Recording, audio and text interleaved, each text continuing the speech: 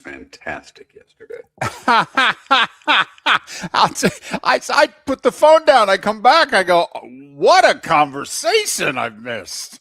Well, it's, what the hell else do I have to? The only way I'm missing a conversation right now, David, is if I'm taking a nap. I understand.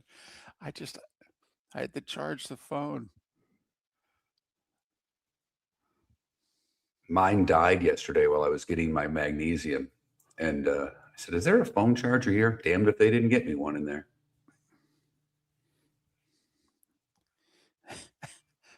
Hey, does my insurance cover a phone charger? Has it got anything? Speaking of which, my life insurance just went through the roof. Oh, better and nothing I can do about it. No. My 10-year term's ending in May. It's like, great. Mm-hmm. Anything happened during your last term? Not at all, no. But just enough where it's going to get really expensive now. Right. 15 seconds, fillers. Oh, yeah. Let me get my little clock up.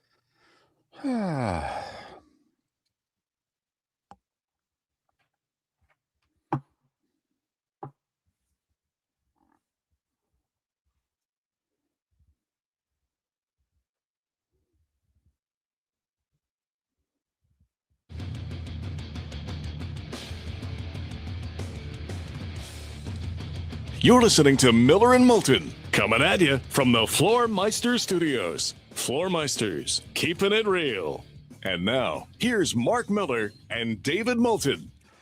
Top of the morning to you on this first Tuesday of March. And technically, the madness is already underway. How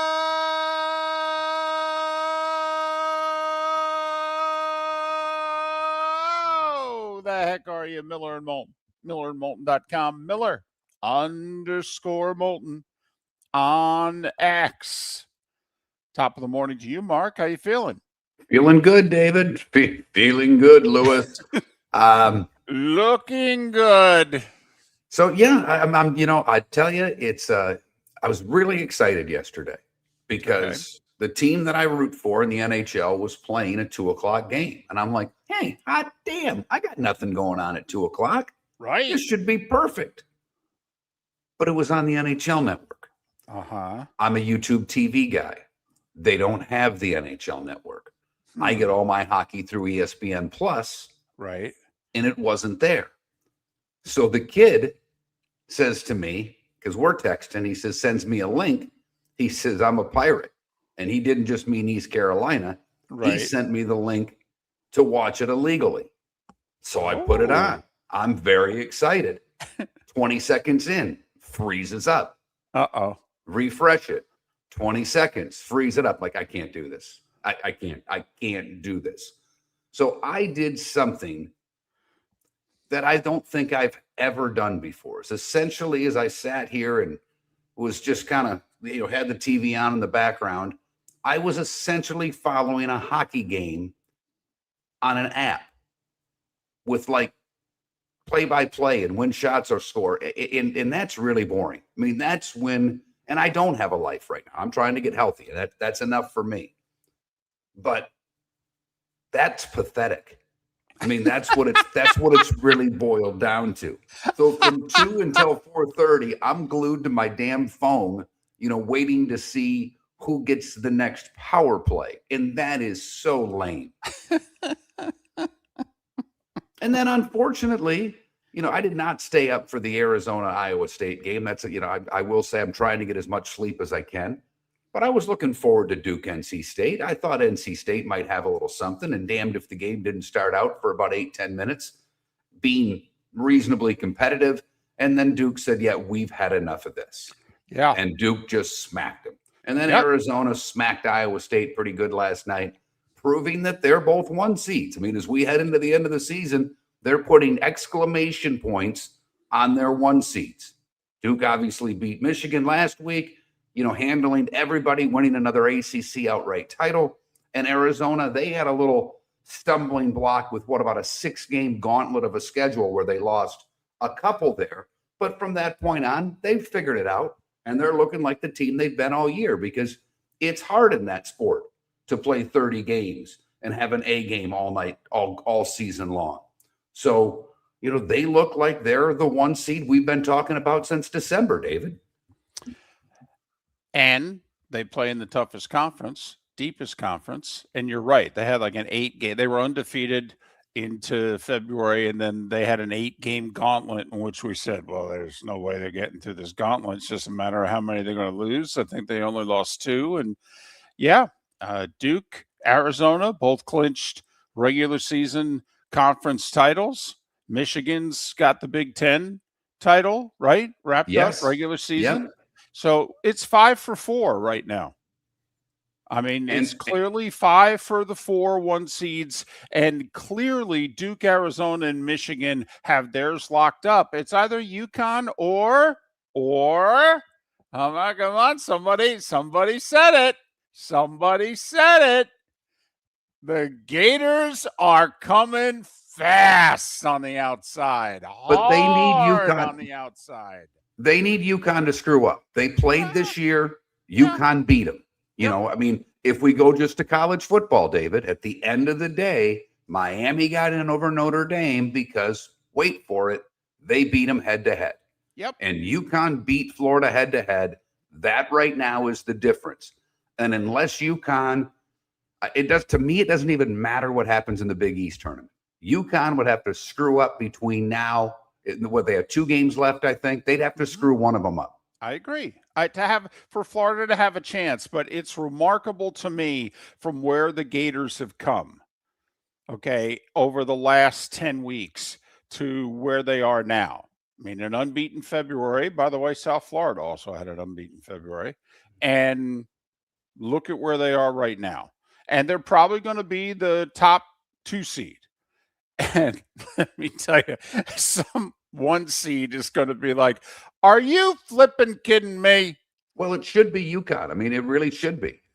But how, they very rarely, go 1-8, 2-7, 3-6. And you're right. Put UConn and Florida in the same region, but it very rarely happens. And they give their convoluted, messed up explanations. And the problem usually is that they're trying to avoid matchups earlier in the tournament where they don't want, teams from the same conference meeting in the second round, really is why they see teams now the way they do. But it's remarkable where the Gators have come from. And yeah, the cream is rising. And let me tell you, okay, can we go back to about 1984? Can we go back? There was, I think, a 52-team tournament in 1984 when Nova beat Georgetown. Wasn't that the last year before we went to 64? Something like that. Was that the 85? That was the 85 tournament. That was 85. I don't know if that was the first year we won 64, but in 84, okay, I think was the last year that we were like a 52-team tournament. Because let me tell you, we have got a lot of power conference schools that are going to get in, and they ain't any good. I'm sorry. They're not. They are not. Kudos to the Miami of Ohio AD for going right after Bruce Pearl. Yeah. Saying, by the way, you slipped in a "we" there, Bruce. I thought that was the best part of his statement, in which he said, you shouldn't be allowed to do this, be a national commentator when you have skin in the game. We did catch you slipping a "we" in there talking about Auburn. Good for him. Good for him. And I know Pearl's backed off of it, but he's, the backing off, David, doesn't matter. It's what you say initially. That's really what you think. I don't believe his retraction. I believe his initial statement. By the way, David, I know you don't do TikTok, and I understand why a lot of people don't, but since you brought up the old tournaments, somehow my algorithm has gotten me on some college basketball, and there's a site that just has video of the starting lineups of games from days gone by. And I was watching the starting lineup of UCLA and DePaul from the early 80s. You know, the starting lineup of St. John's and Georgetown Right. when Ewing was a senior. Mhm. And it's nostalgic. College basketball was better then. There's no doubt. Guys stayed longer. I get it. But man, do I get a smile when I watch some of those starting lineups. And you're watching, you forget the guys that play. At least I do. Well, I saw a starting lineup the other day from 83 of North Carolina and NC State, and it was, yep. And you just sit there, you shake your head, and, all these upperclassmen. All right. And then a sophomore from Wilmington, North Carolina. Mike, you remember as a freshman, okay, that Mike, for a good chunk of his freshman year, he's Mike Jordan. I mean, there's about half of his freshman year, he's Mike. Which, of course, later on he would be Mike in song, but anyway. So just I had a little fun watching those yesterday. But yes, David, you're right. The big conferences, back to Florida, why I think that, and I know what you're saying with matchups and not wanting early rounds, but as far as the twos go, Florida to me has got a good shot of being the best two because Iowa State and Houston, along with Illinois, who was beaten by Michigan, and obviously Michigan's a really good team, but they lost that game out west to UCLA. Iowa State stumbling here. Houston stumbling. So when you look at the twos, Florida right now is, to me, not only the best two, they're playing the best. They are. My theory. I think it's better to lose in the semis of your conference tournament. Get an extra day or two of rest. It's a long season. Speaking of which, sidebar here. Did you see the Illinois coach yesterday? We have too many practices and not enough games. We need to be playing more games. Huh. Okay. I'd never heard that before. I got to be honest. He said that we have like 110 practices and 31 games. Maybe you start a little early, Coach. There's that. But I don't know what to do with that. I had never thought that they're not playing. It's honestly. Now, I remember you go back, like Indiana's perfect record in 76. I mean, I think they only played 27 regular season games back then, and there was no conference tournament. Okay, so, I get it. We've gone from 27 to 31 over the span of 50 years. It's not a lot of increase. But I don't think I've heard a coach this century say too many practices, not enough games. No, because what do college basketball coaches like above anything else? Really and truly, they like practice. They do. I mean, that's where they believe they can, they still believe in teaching their players the game. That's a part of college basketball that's not a part of many other sports, but certainly not the NBA. And the philosophies of coaching between the NBA game and the college game are vastly different. Well, there's two things, Brad Underwood, that's going to have to happen if you want to play more games. You're going to have to, A, travel more. That costs money. But B, you're going to have to play mid-majors. You want more games? Fine. Play more games. Play mid-majors. Absolutely. I'm all for it, Brad. Let's go to 50-game seasons. Knock yourself out. Let's go right now. Well, David, that's cute in theory, but because these conferences are all so big, they really don't have to. All they really have to do is start playing everybody in their conference twice. Miller and Moulton. We got a couple of poll question ideas floating out there. We'll talk some NFL today. A Tuesday. Thanks for joining us, Miller and Moulton. Your roof is your home's first line of defense. At Pelican Roofing of Florida, Ronnie, John, and their team bring years of experience to protect what matters most, your family and your business. From residential repairs to large-scale commercial roofing, we deliver honest work, fair pricing, and quality you can trust. An upgrade on your roof can lower your insurance costs. Don't wait for a leak to turn into a disaster. Call the experts at Pelican Roofing today. 1-866-9-PELICAN. That's 1-866-9-PELICAN. Online at pelicanroofingcompany.com. CCC 1332512. Let's talk the big differences between Floor Meisters and the big box store that sells flooring. Floor Meisters is family owned. They do flooring, not doors, nuts and bolts, or weed killer. They specialize in it. They know it. Floor Meisters backs their installer, so if there's ever an issue, good chance the boss, TJ, will come out and make it right. Floor Meisters prices beat the box stores every day of the week. When you think flooring, think Floor Meisters in Naples. Floormeisters.com. Real people, real prices, real quality selection. The Floor Meisters, just keeping it real. American Paint Supplies is your one-stop shop for all your coating needs and has been for 30 years. American Paint Supplies is also your #1 Festool dealer in Southwest Florida. If you are a builder, cabinet maker, painter, or power tool enthusiast, Festool craftsmanship can be found at American Paint Supplies. Celebrating 30 years of service, and Festool is celebrating 100 years of excellence. Come to American Paint Supply for a perfect pairing of service and expertise on 6100 Shirley Street, Naples, off of Pine Ridge, or online at AmericanPaintSupplies.net. At the Diamond District, we believe your I do deserves more. More selection, more sparkle, more diamonds. You'll find the ring for your forever. During our Diamond event, March 6th through 8th. Explore every cut, color, and carat weight imaginable, from timeless classics to striking modern designs. Choose the ring that says it all. March 6th through 8th at the Diamond District. Hablamos Espanol. Visit Jason and Todd at the Diamond District. This is Miller and Moulton.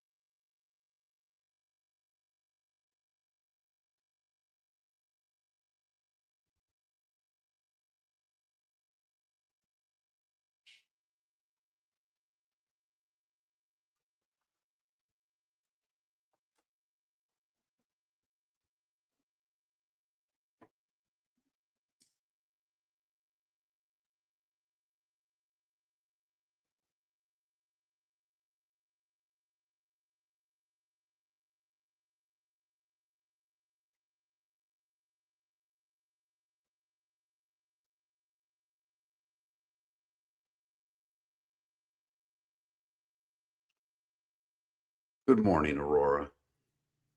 Aurora, do you appreciate all the attention you get from these old men in the chat room, or does it ever become annoying? Because they've kind of gone beyond sweet to you. I think there's some crushing going on, Aurora. I really do. Especially when you're signing in earlier and earlier, it's,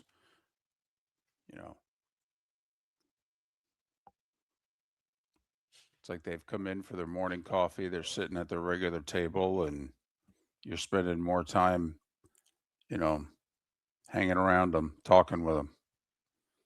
Very nice gentlemen. So proper. So nice.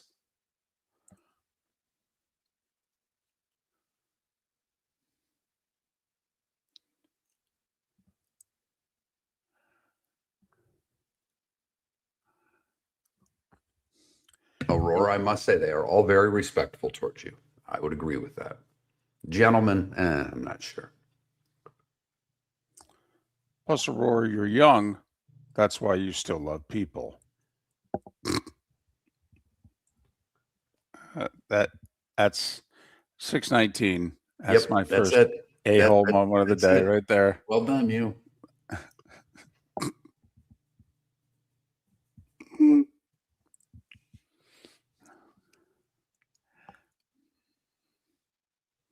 I think we have to be on the lookout today to see if Sunny comes back. Or is Ooh, I this think one? that I should open the windows. I think right now is like the best time to see that lunar eclipse thing. Oh.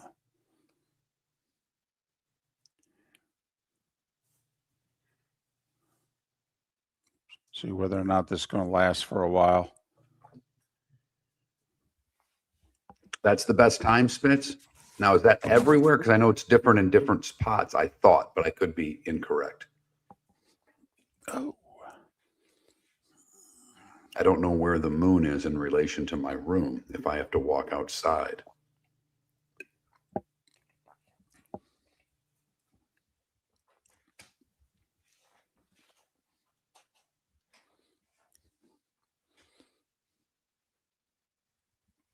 I know he is. You do not. No, you're fine on Twitch, Paul. We just have different conversations with. We see all of them. So when you get confused of who we're talking to, well, they're probably on the other app. I didn't realize he was Sanibel Sunny. Now, he's still mad at me because I chastised him yesterday. Well, you did. You were Well, I don't. You know, if I I went into understand. his work and talked, if I went into McDonald's and said Burger King's doing this, that's a. I mean, I come on. understand. I understand. You're listening to Miller and Moulton. And now, here's Mark Miller and David Moulton. 21 minutes past the hour on this first Tuesday of March. You know, the tournament gets underway 2 weeks today. That's the Dayton, right? That's the play-in games. St. Patrick's Day. Yeah, that night in Dayton. So in theory, you know, you make a day of it. You know, yeah, you go to a parade if your town or city has one, or you just go to a local establishment and, you know, celebrate. And then you watch your, you watch your hoops at night. God, I don't know who my caregiver is going to be. I mean, the wife, I'm guessing the wife's going to want St. Patrick's Day off if just to head to one of the places so she can get herself corned beef. It's not the beer that she's into anymore. And she Right. does love her Guinness. That is her beer of choice. But she loves some corned beef. And Okay. I don't know, we don't know where the Irish places are around us. I know where there's a nice little German place down the road. Damn good sausage, David. Probably going there for lunch today. It's delicious. Can you eat corned beef? Yeah, it's cooked. I can eat anything that's cooked. Okay. Yeah, I mean, I can't eat, like one of the things today is National Cold Cut Day. And we were talking about putting up, ham, roast beef, turkey. Right. And I cannot have lunch meat. That's on the no-go list for me. If it's cooked, I can eat it, but I just thought it's a lot easier I don't know what is and what isn't. But I'm not supposed to have like salami and things like that. Right. I can eat them. So if you go to, a sandwich place, so you could have a cheesesteak though, right? Correct. Okay. Correct. Gotcha. All right. And I won't be able to, because I can't have anything that's raw. So no sushi, which I love, but I can't even eat meat because I'm not going to ruin a steak and have it medium well. Hot pastrami. If it's hot, if Yeah, it's cooked, yes. But part of hot pastrami, yeah. Right. So, okay. So you still have a few options. Right. But like no coleslaw and none of that stuff. Like anything that's on like a tray, I got to stay away from. So it's okay. It's tough. It's tough. I understand it. But hey, it ain't hospital food. No, it's not. Because it's a good thing you got out of there early because, we were all worried for you. Not for the leukemia, Okay, not for the bone marrow transplant. We just didn't know how many days you could handle hospital food, and you got out of there significantly earlier than what the original plan was. And I thought you were down to probably your last 72 hours. I thought you were getting a little shaky. It was something. And people say that the hospital food at Moffitt is better than most hospitals. If that's the case, please do not let me go to another hospital. Right. Right. When you recover from this, you want to make a deal with the big fella. Listen, if something's going to happen, quick. Okay. No more stays. Got Right. it? It's another 45-year-old movie reference, but at the end of the movie Arthur, which I just adore, with Dudley Moore and his caregiver, the butler there is sick, and Dudley Moore's running to all these restaurants to get him certain foods. I'm like, that's what I need. Yep. That's what I need. Absolutely.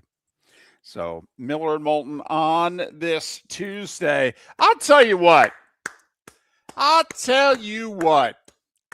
This NFL, it's not perfect, okay, but it's really starting to get there.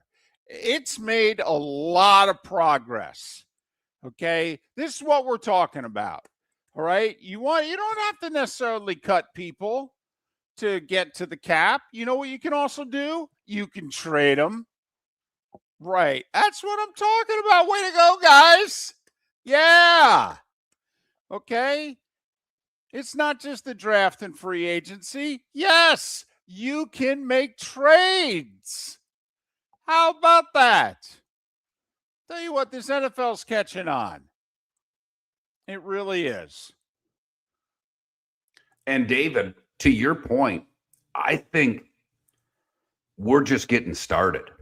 I think come April, David, on draft day, I think you're going to start seeing more. I think it's not just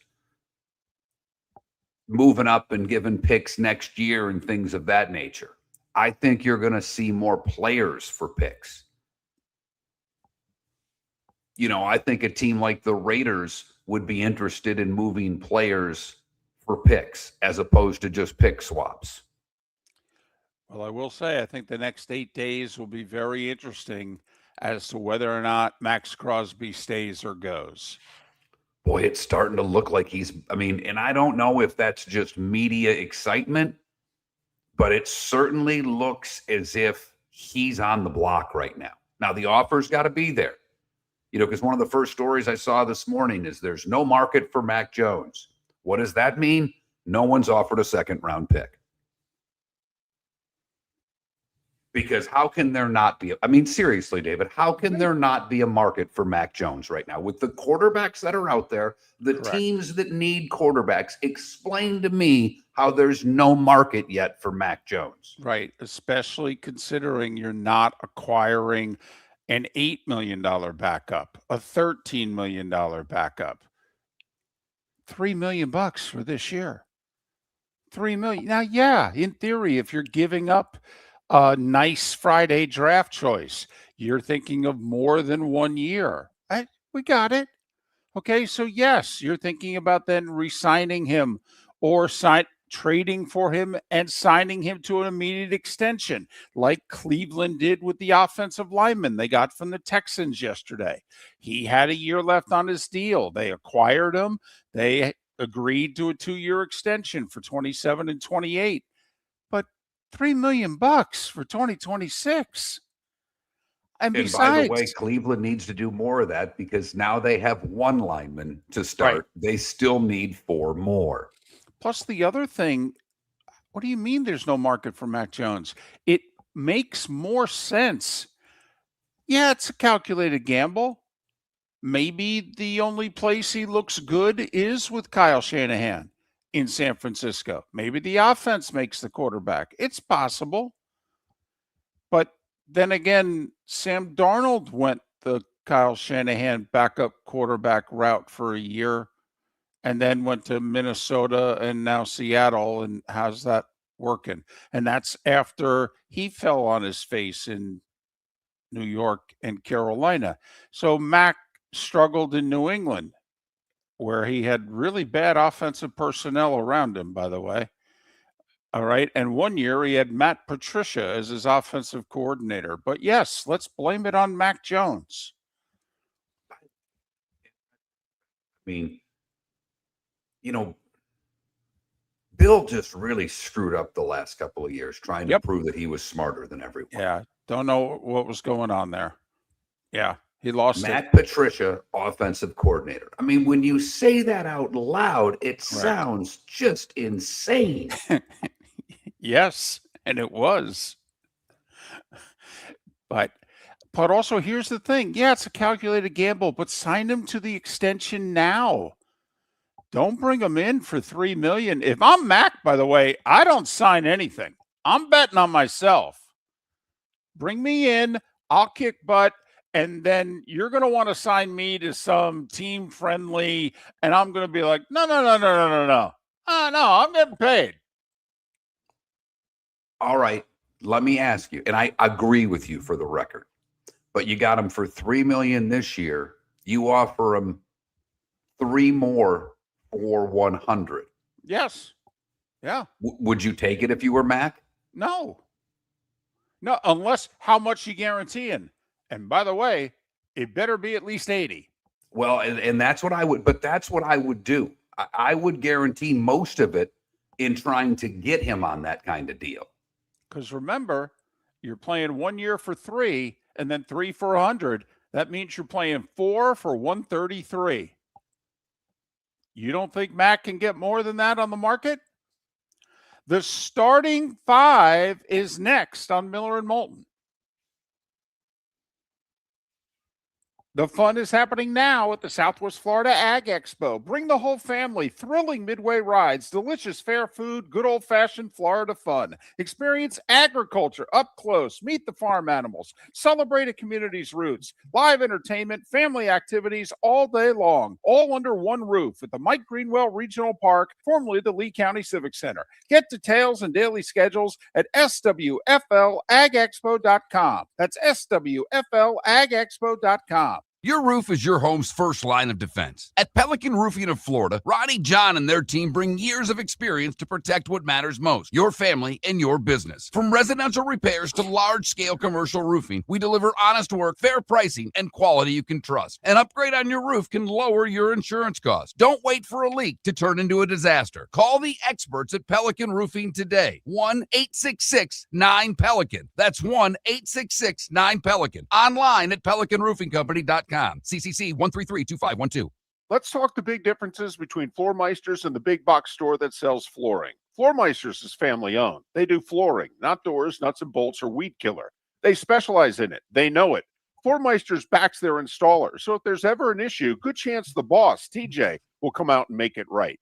Floormeisters prices beat the box stores every day of the week. When you think flooring, think Floormeisters in Naples. Floormeisters.com. Real people, real prices, real quality selection. The Floormeisters, just keeping it real. American Paint Supplies is your one-stop shop for all your coating needs and has been for 30 years. American Paint Supplies is also your #1 Festool dealer in Southwest Florida. If you are a builder, cabinet maker, painter, or power tool enthusiast, Festool craftsmanship can be found at American Paint Supplies. Celebrating 30 years of service, and Festool is celebrating 100 years of excellence. Come to American Paint Supply for a perfect pairing of service and expertise.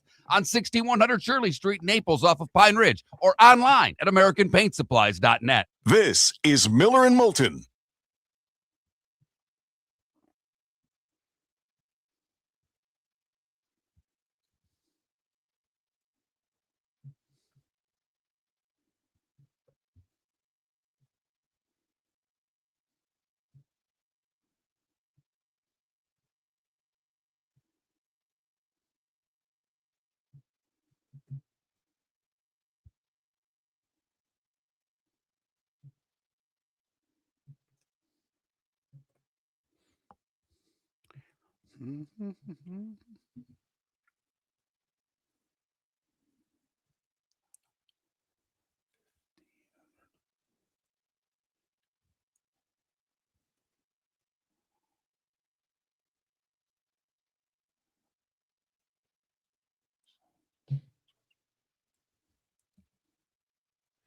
I did put the cold cuts one up, David.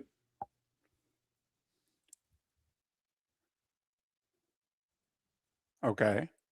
Just in case you want to, answer and repost. Right.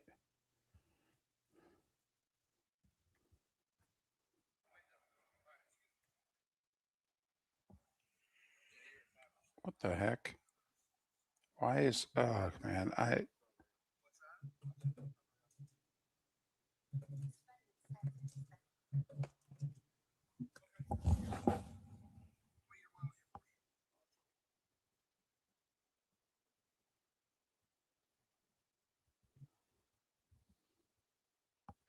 Empire, I do think he's going somewhere.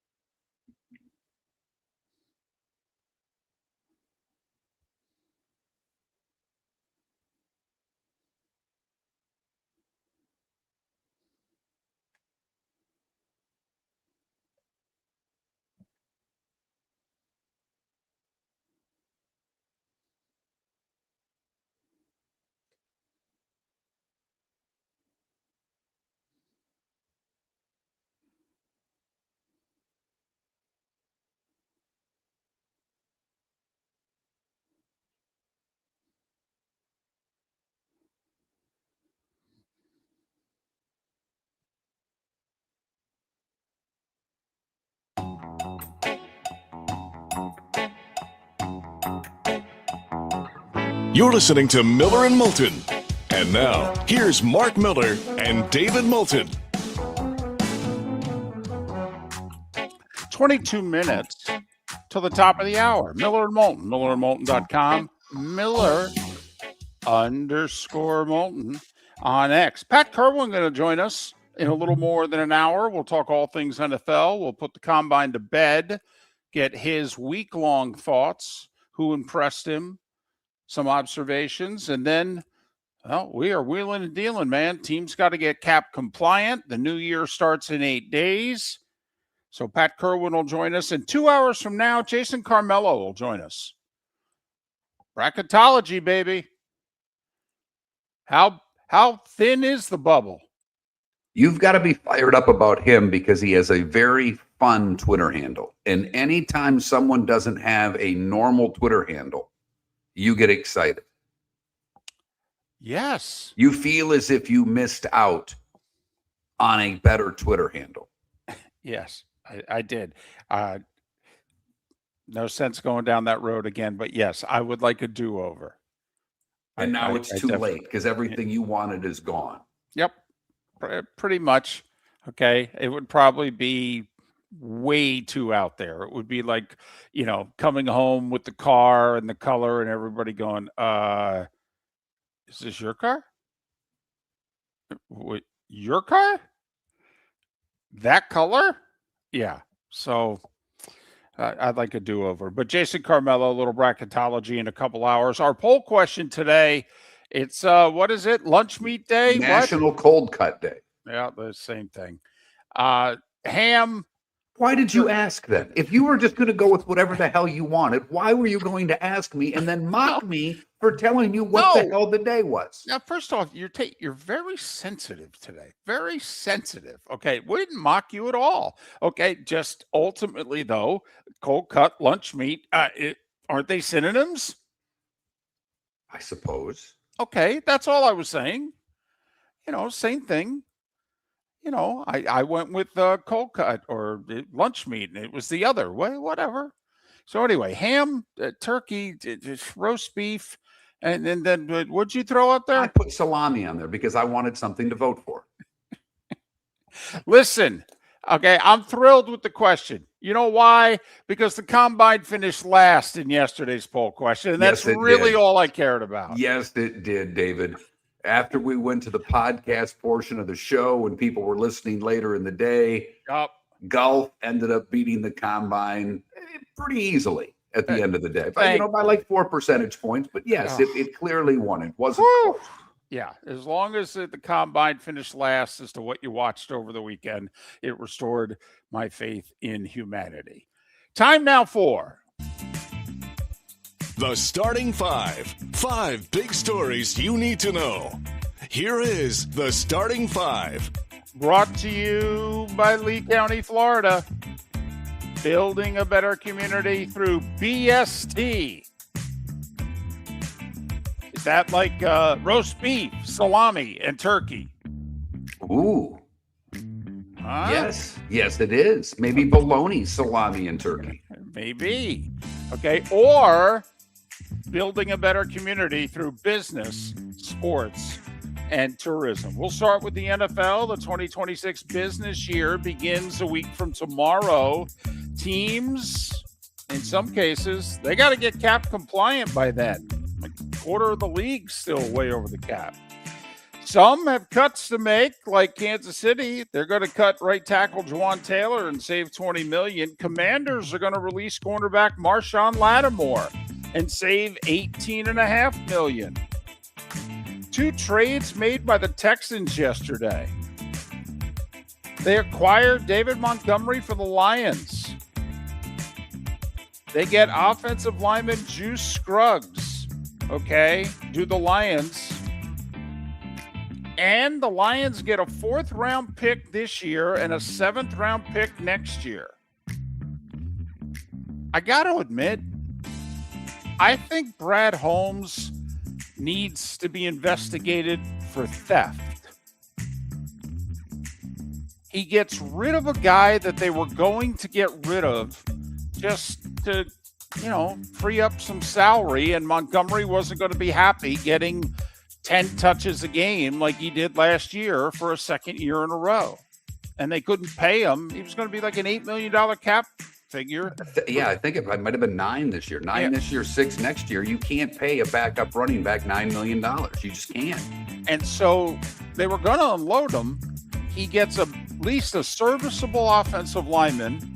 Who was a 2nd round draft pick, by the way. And he gets a 4th round pick in this year's draft. Now, it's at the end of the 4th round, but still. I thought it was a hell of a deal for Detroit, although I will say David Montgomery instantly becomes far and away the best running back on Houston's roster if, in fact, they're getting rid of Joe Mixon. And my guess is this trade says they're getting rid of Joe Mixon. Texans then traded right tackle Tyus Howard to Cleveland for a 5th-round pick. So it's a fascinating deal. They traded away their starting right tackle. But the reason they did it is because I guess they decided he was a year away from free agency and they weren't going to pay him. So you might as well get rid of him now. But now you got a hole at right tackle. And last year you traded Tunsil. So you traded both your young tackles in back-to-back years. How's this making C.J. Stroud better again? Somebody help me out. But Tyus Howard goes to Cleveland. Browns had, one offensive lineman from last year back under contract. So, now they have 2. Right, but it won, but no starters from last year, right? I think all 5 starters were gone. So Browns gave up a 5th-round pick for Tyus Howard, then signed him to a 2-year extension. So they've got him for 3 years. Now, in 27 and 28, they're going to be paying him 22 and change, but all right. Khalil Mack's 35 years old. He seriously contemplated but decided against retiring. So Mack is a free agent in 8 days. Chargers want to re-sign him. I'm curious how much we all think he's got left in the tank. 6 sacks, maybe? Do we think over under 6.5 for Khalil Mack if he's healthy for a full season sacks? Which way you going? It's about right. I'll go over. But he's got to be the number 2 guy. He's got to be the second pass rusher. Right. He's not seeing a double team ever. Well, also, he's not a 3-down guy anymore. He's, 35 snaps a game, not 55. Bengals re-signed offensive lineman Dalton Reisner to a 1-year deal for $5 million. College hoops, Duke remained number 1, and they proved they're worthy of it. They went to Raleigh, and they whooped up on NC State 93-64, clinching the ACC regular season title. Arizona at home clinched the Big 12 regular season title. And Tommy Lloyd, their coach, afterwards says, does this now finally put to bed the whole soft thing, coming from the Pac-12? He goes, can we finally put that to bed, please? We just went to the Big 12 and won it in the regular season, okay? Enough already. Tommy's feeling it. Good for him. Second-ranked Arizona beat 6th-ranked Iowa State at home, 73-57. The Horizon League tournament got underway last night. Cleveland State stays alive. They won over Indianapolis 101-93 to play their way into the Horizon League tournament. Mark, later today, the Sun Belt and the Patriot League get underway. Love me some Patriot League. Hey, Navy in the Patriot League. Just saying. Duke, by the way, as we mentioned, remained number 1, Arizona 2, Michigan 3, so those unchanged. UConn's up to 4. The Gators are up to 5. In 2 weeks, they've gone from 12 to 5. Iowa State, Houston, Michigan State round out the top 8. Miami of Ohio, 29-0. They're up to 19 in the polls. NBA, 4 games last night. Wild one in Washington. First off, the Wizards gave the Rockets quite the time. Houston won 123-118. Trae Young is yet to make his debut for the Wizards, but he's on the bench in street clothes. And something happened during the game, and during a timeout, Trae Young in street clothes walks onto the court to talk to the official about it. Yeah, you can't do that in street clothes. So Trae Young, who's yet to play for the Wizards, got ejected last night. By the way, I got to interrupt you, David, quickly, and I got to do this on air because I'm not sure with our situation that Rick can hear us or is looking at our text. But Rick, apparently over the radio right now across our entire network, it is you talking about weather stuff with people at the television station there. So we really need you to mute your microphone. Sorry to do that. It is very unprofessional, but I have no other way with the situation we're in right now. We said it was a transition week, moving from one studio to another. Giannis returned from Milwaukee, played 25 minutes, looked pretty good, 19 points, 11 rebounds. Bucks got blown out by the Celtics, however, 108-81. Jamal Murray, 45 for the Nuggets as they squeaked by Utah, 128-125. And the Clippers were down 17, rallied, beat the Warriors, 114-101. Kawhi with 23. That would be a play-in game right now. Golden State and the Clippers, they're the 8-9 out west. 6 games in the NHL. Columbus blew a 4-0 lead, but then won in overtime 5-4. Detroit down 2-1 in the second, rallied to beat Nashville 4-2. Flyers have won 3 in a row. They've got a pulse. They got a chance. They're only a handful of points out of the playoffs. 3-2 in a shootout in Toronto. Mark, we were tied at 2 late third, putting our money on the first game as head coach in L.A., but Colorado scored, and then they had an empty netter, and the Avs beat the Kings 4-2. LA's lost 6 of 7. The Kraken snapped Carolina's 12-game point streak. Seattle 2-1 over Carolina. And the Dallas Stars have won a franchise record 9 in a row. They beat Vancouver 6-1. Finally in baseball, 79-year-old Tommy Hutton. He turns 80 next month, and he says, you know what? This is it. This is it. My 60th year in baseball, be my final year broadcasting Marlins games. Tommy goes all the way back to 1997. That was his first year with the Marlins. And Mark, the Ilitch family announced they're going to build their own regional sports network. Saw that yesterday. I'm fascinated by this, David. So, I mean, we talked about the Braves doing it. Now the Tigers and Red Wings are going to do it. They're creating their own regional sports network called Detroit Sports Net. Major League Baseball still expected to produce the Tiger games this year. And at 9 minutes before the hour, that was the starting 5. 5 big stories you need to know, brought to you by Lee County, Florida. Building a better community through BST, bologna, salami, and turkey. Or business, sports, and tourism, whatever works for you on this National Cold Cut Day. Yes, you got it right. Yes. Yes. It was either the cold cuts or the fact that it's Canadian Bacon Day, and you know I'm down on Canada. But it is bacon.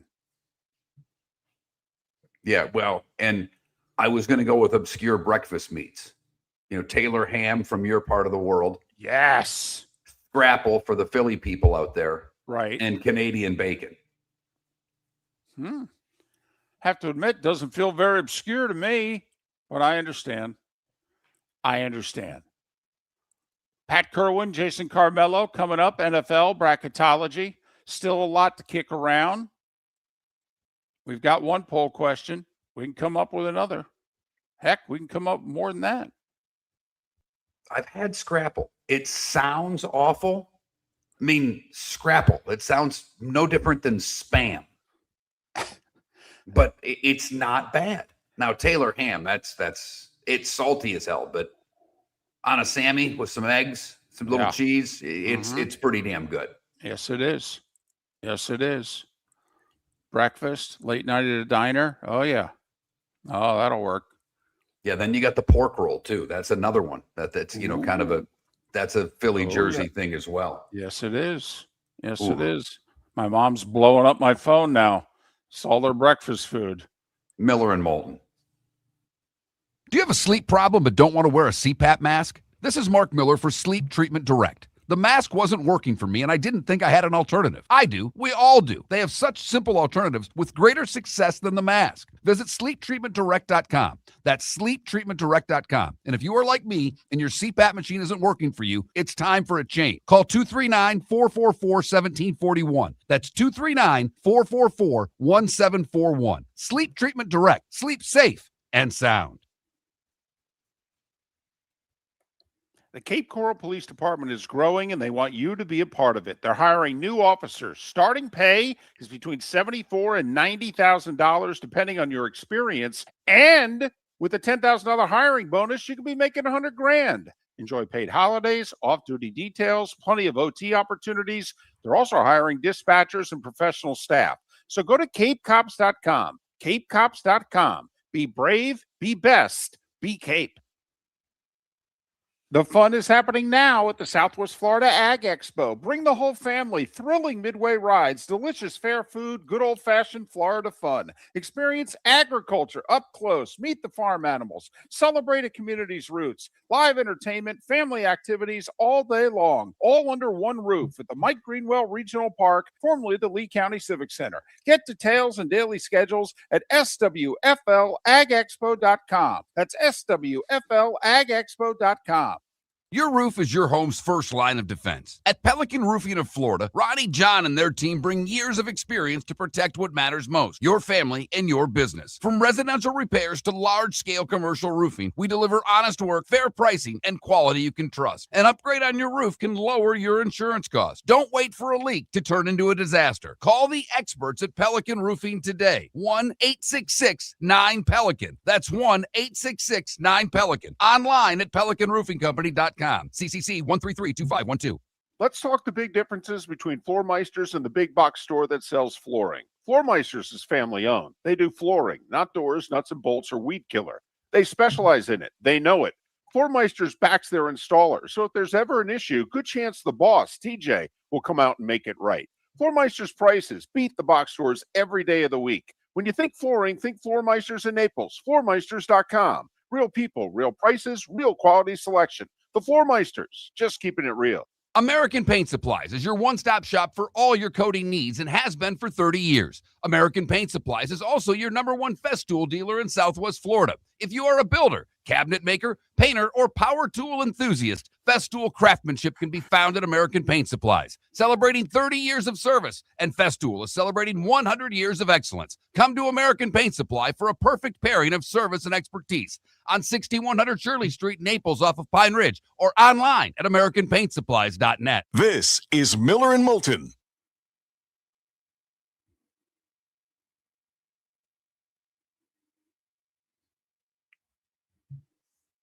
Rick, I guess when we're on, you guys are going to have to maintain radio silence until this is fixed. I don't know what else to tell you, but our affiliates are getting your conversations over the air. I don't know why, I don't know how, but that's what's going on.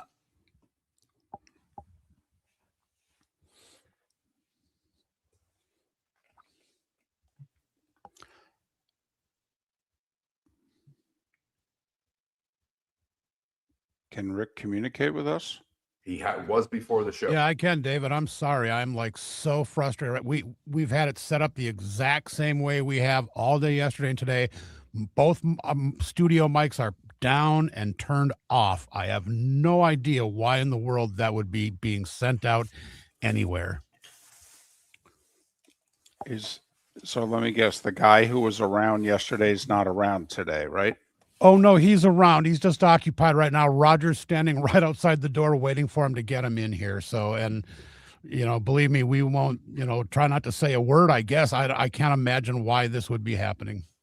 Well, yeah, I don't know. I don't know what's going down that feed that you're sending the satellite, but something's going on. And from what I understand, it's you guys. I mean, that's what I'm getting from the affiliate in Charlotte County right now. Okay, but you guys aren't hearing it, right? Just the affiliate? No, we're not hearing it. It's not apparently on local radio, but it's on the Charlotte County, which means it's Tampa, which means it's Jacksonville, and that's problematic. Jesus. All right, he's coming in now. So but here's the problem. Very frustrating. Sorry. Rick, here's the problem, though. It apparently, like, if you guys are discussing how to fix it, apparently that's going to go over the air. Yeah, it's got to be radio. I will walk out of the studio as soon as you guys are back on. Okay. Obviously, that doesn't seem like there would be something in here. Joe, at this point, really, you're concerned about a camera? Can everybody just give us this week, please? Please. This is not our doing, by the way. None of it is our doing. It And never offense, is. The show is Miller and Moulton. So I don't know why you need to see someone push buttons. It's a decision that's been made by the other company that now headquarters our station or show. Okay.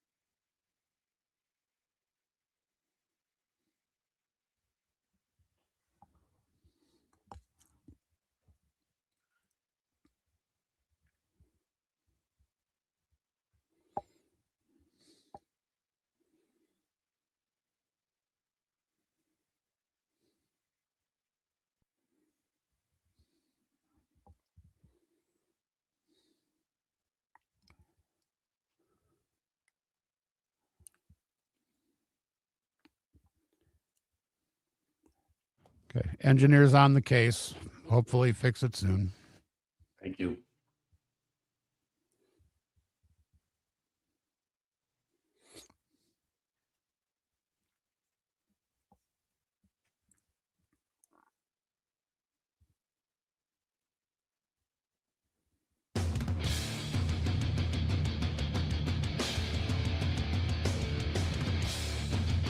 You're listening to Miller and Moulton, coming at you from the Floor Meister Studios. Floor Meisters, keeping it real. And now, here's Mark Miller and David Moulton.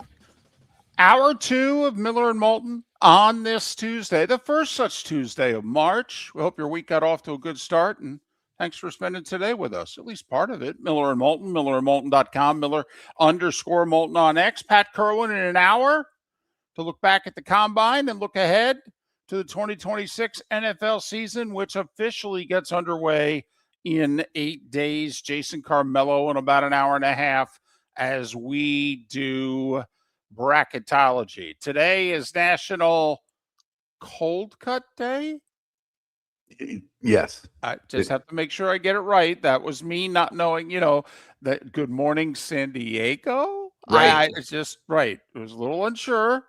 Okay, so CC, I got to keep that in my head. Today's the CC day. Today's National Cold Cut Day. And so turkey, ham, roast beef, salami. What's your cold cut of choice? Salami, as predicted, is getting its ass kicked. I merely put it up because that's what I wanted to vote for. As I got a texter on the Pelican Roofing of Florida text line saying, Mortadella's not bad. Mortadella's fantastic. I mean, I felt like, he starts going Mortadella. I'm like, where's the gabagool? I'm writing an episode of The Sopranos for crying out loud. I'm going to say, what are we sitting outside the place on the street? All right. All right. I love this week. Okay. And I think I'm in the minority. Most people like, the deeper we get into March, they like it more. I like this week more than next week. All right, Mark, we've got one of those scenarios. In fact, this is one of the better scenarios that small conference tournament madness has had over the last 10 years. You remember? I think it was 2017. Anyway, FGCU's in the ASUN final. They're playing Stetson. Stetson's ineligible for the NCAA tournament. So, then FGCU's in the tournament, right? No.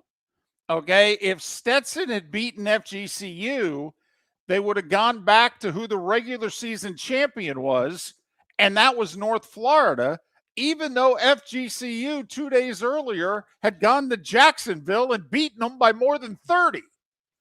Okay, so FGCU was playing to save the ASUN from embarrassment of a team who, you win the conference tournament and you're ineligible. Sure enough, what happened a few years ago?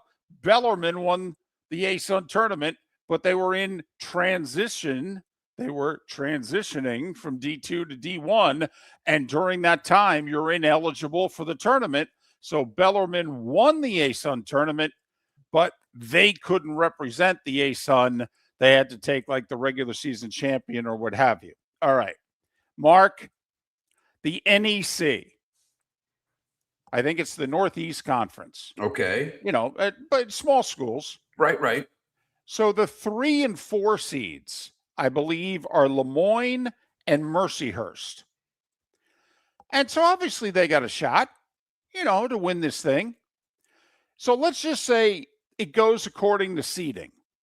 And in the semis, the 3 and the 4, Lemoyne and Mercyhurst, win, beating the 1 and 2 seeds.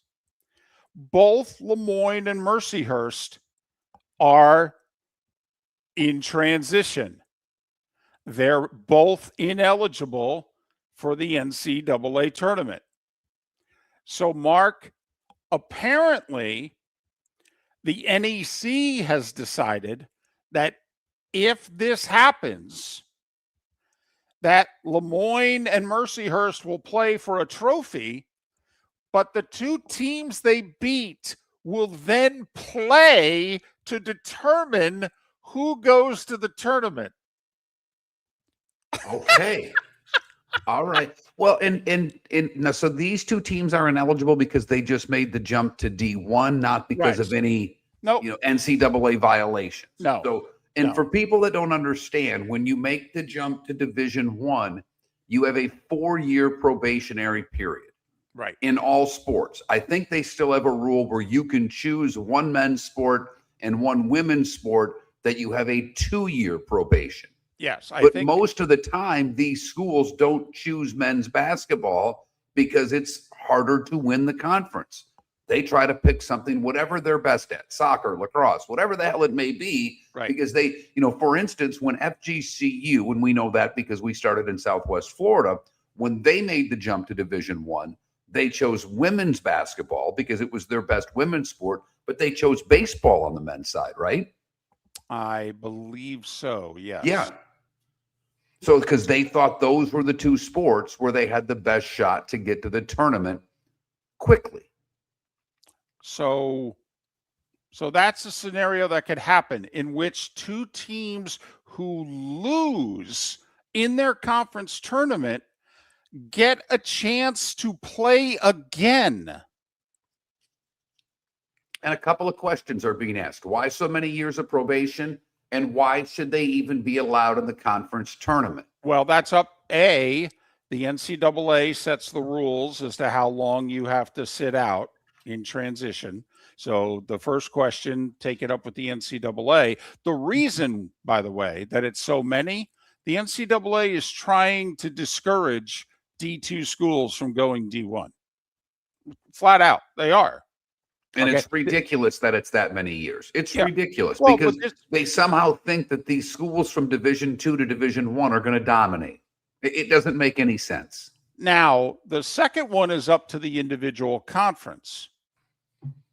The ASUN, which is a conference that Mark said we're very familiar with, okay, they have always let the schools who are going from D2 to D1, they join the ASUN, they've always let those schools participate in their conference tournaments. They feel, and we've interviewed their commissioners in the past, they feel that, what motivation do you have? Okay, they didn't always feel this way because once again, going back to when Stetson, FGCU, North Florida, and others joined the ASUN at 20 years ago, they didn't let you play in the conference tournaments. And then about 15 years ago, they decided, no, that's unfair. Then what are the kids really playing for during the year? So no, we'll give them a shot in the conference tournament, blah, blah, blah. Well, the problem is in recent years, some of those teams have been winning the conference tournament.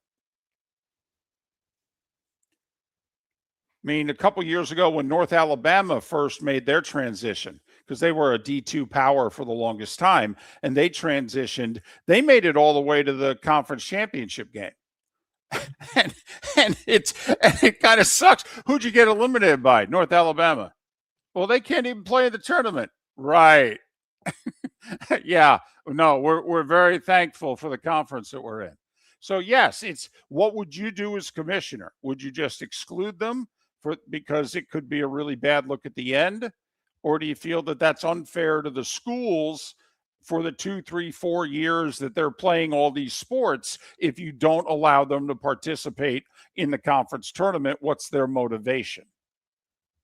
So, but anyway, the Northeast Conference, I've never heard, Mark, of all the times we've had this over the last 10, 15 years that we've talked, I've never remember a conference saying, okay, so you two, you lost, get ready in 48 hours, you're playing to go to the dance. Well, we lost. Don't worry about it. Well, and the other one that I always like, and it usually is the SWAC, that there's one team or two teams in the SWAC that take as many guaranteed games as humanly possible. Yeah. And what I mean by guaranteed games, for those of you that don't know, they play as many big boys as they can, and you get paid to do it. Yep. So they go on the road and play everybody in their non-conference schedule because they get a check every time they show up and get their ass kicked by Kentucky and Kansas and Michigan State and whomever it is they play. Remember Mike Davis, who took Indiana to the title game? And he spent all those years at, was it Texas Southern? And that's what the school needed, the money. And he would play like 12 guarantee games. And they lose them all. They lose them all, but they're getting $100,000 a game. And he'd come home and hand his, boss $1.2 million. And then that team, goes 0-12 in non-conference play. Ends up going, whatever. 10-4, 8-6, and whatever the case may be, and they go into their conference tournament with a record of like 10-20, and then they string along 5 wins or whatever the case may be, and they win their conference tournament, and you'll see it. One of these teams will be in Dayton. Oh yeah, and they'll be playing for their conference title with the opportunity to play in the NCAA tournament. That's one of my favorites. The team with the losing record that gets into the tournament. Well, and like you're saying also, okay, those type teams. Now, they're a bad program, but I believe Jerry Rice's alma mater, Mississippi Valley State, they do 10-plus guarantee games to start the year. And they get destroyed in all 10 games. But, yes, it's not uncommon to see one of the 16 seeds have a record of like 14-21. Because they've, donated for the cause. They sacrifice L's for checks. And look at you and I, we'll just speak on the school that and David knows far more about them than I do, but FGCU was in our backyard, still in mine, for a long time. And it was always an argument between the coach and the athletic director as to how many guaranteed games they get. And then where does the money go? Does it go back to the basketball team or does it go to the athletic department? Right. You want me to play 6 guarantee games. Okay. You get the first 4, but I get the last 2. That money stays with my, that's where the coach and the AD and they talk. But with these smaller schools, it's almost always, before you take the job, the AD is going, just so you know, this is how we schedule. Okay. Don't take the job if you're not prepared to play 5 Big 10 schools, 4 Big 12 schools, 3 SEC schools, and, be 0-12 entering conference play. And look at, why do these conferences take these teams and why do these teams do it without an automatic bid? They have to get into a conference in order to schedule. If you're making that jump from D2 to D1, you've got to get games. And trust us when we say this, for low majors particularly, it's difficult and travel's expensive. So you want to play as close to your region as is humanly possible. So that's part of the deal. I don't think they should have to take that long on probation. David doesn't think that long. They should take that long on probation. But the fact of the matter is, those are the rules by the NCAA. Miller and Moulton.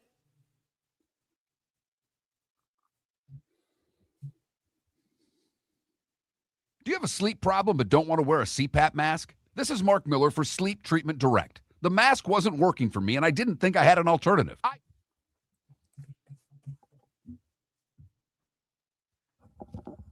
.com. That's sleeptreatmentdirect.com. And if you are like me and your CPAP machine isn't working for you, it's time for a change. Call 239-444-1741. That's 239-444-1741. Sleep Treatment Direct. Sleep safe and sound. The fun is happening now at the Southwest Florida Ag Expo. Bring the whole family. Thrilling midway rides, delicious fair food, good old-fashioned Florida fun. Experience agriculture up close. Meet the farm animals. Celebrate a community's roots. Live entertainment, family activities all day long. All under one roof at the Mike Greenwell Regional Park, formerly the Lee County Civic Center. Get details and daily schedules at swflagexpo.com. That's swflagexpo.com. American Paint Supplies, celebrating 30 years in Naples, is proud to be the exclusive Farrow & Ball dealer in Southwest Florida. The best thing to come from the UK since the Beatles, Farrow & Ball has the colors and paints at American Paint Supplies. See why all the designers and painters choose Farrow & Ball. For 30 years, American Paint Supplies provides the perfect pairing of service and expertise on 6100 Shirley Street in Naples off of Pine Ridge or online at AmericanPaintSupplies.net. American Paint Supplies is your one-stop shop for all your coating needs. At the Diamond District, we believe your I do deserves more. More selection, more sparkle, more diamonds. You'll find the ring for your forever. During our Diamond event, March 6th through 8th. Explore every cut, color, and carat weight imaginable, from timeless classics to striking modern designs. Choose the ring that says it all. March 6th through 8th at the Diamond District. Hablamos Espanol. Visit Jason and Todd at the Diamond District. This is Miller and Moulton.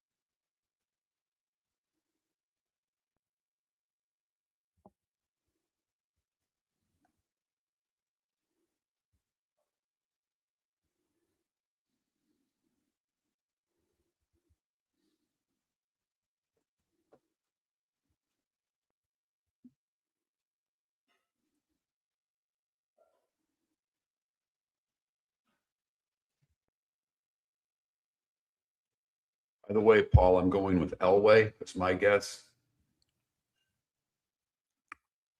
What was the name of Ambien's dog?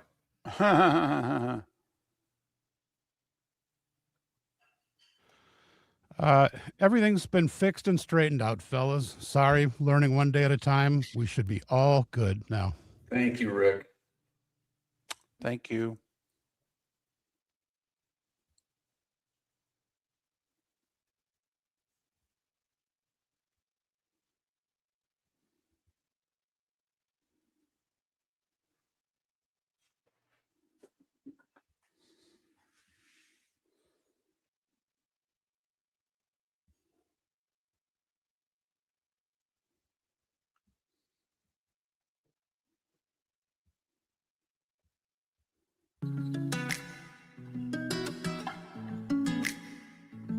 Welcome back to Miller and Moulton. Text the guys what's in your mind at 21,000.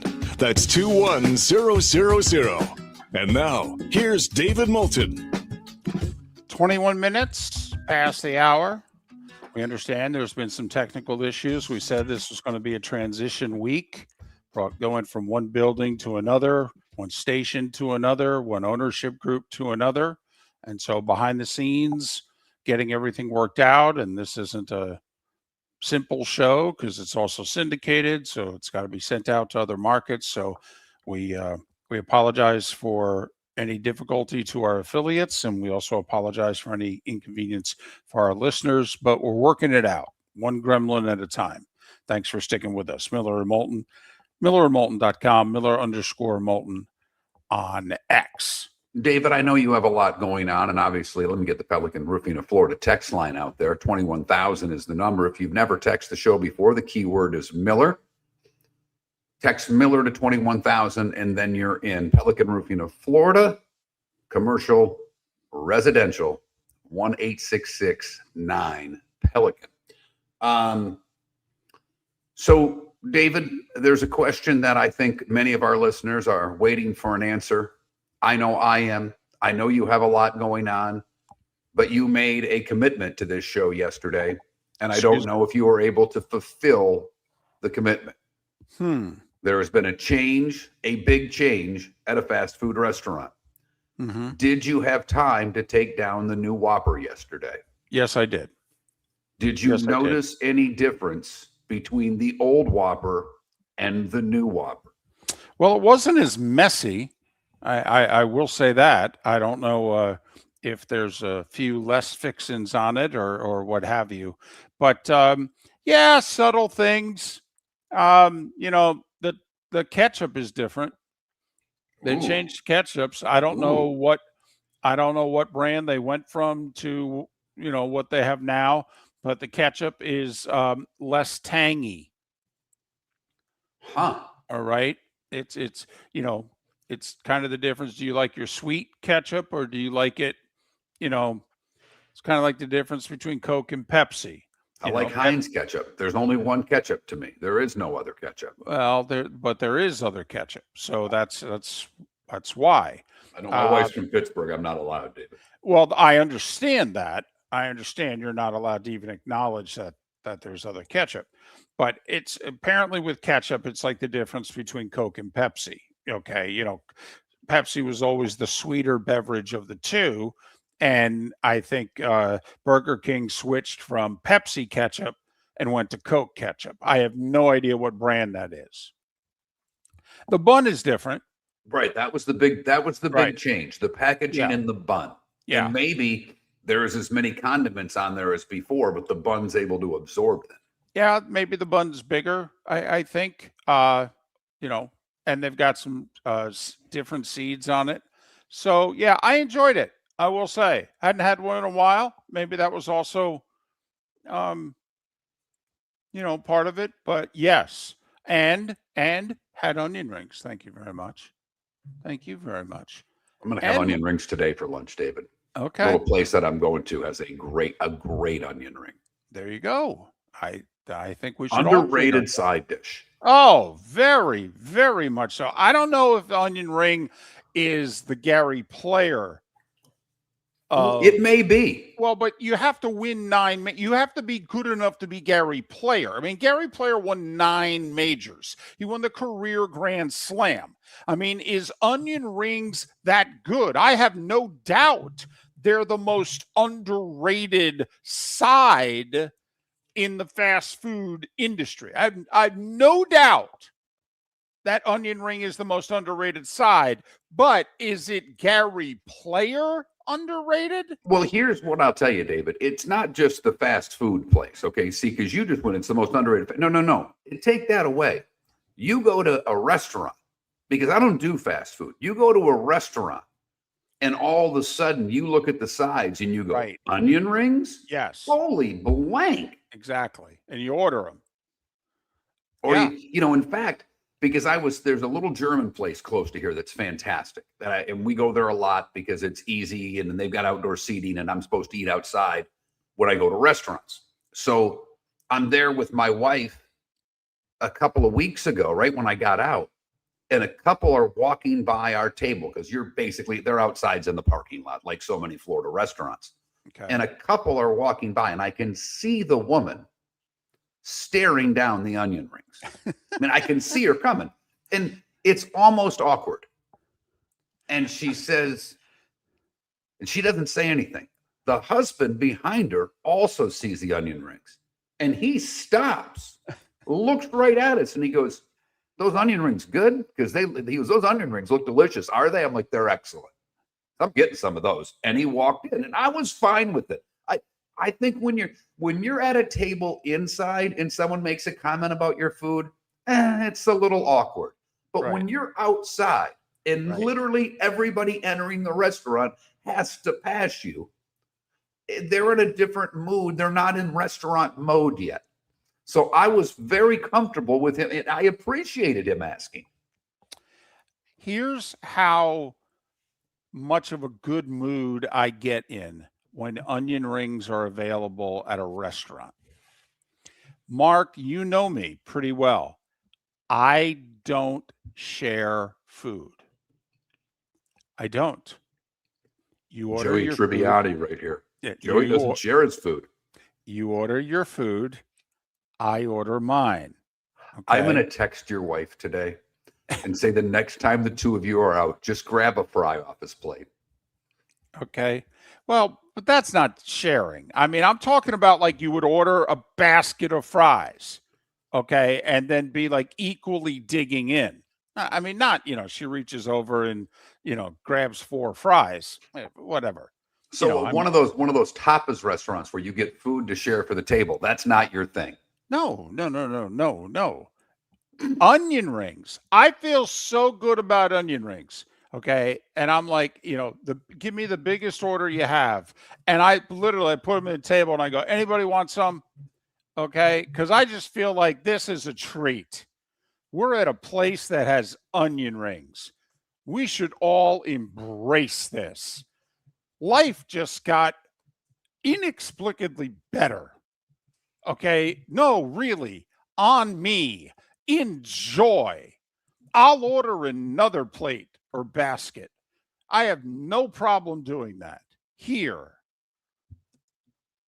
It is the only food that I will share. I will not share wings. Okay? I won't. I only did it on one occasion. Our mutual friend, our former producer, we had a thing on the first day of the tournament, that Thursday.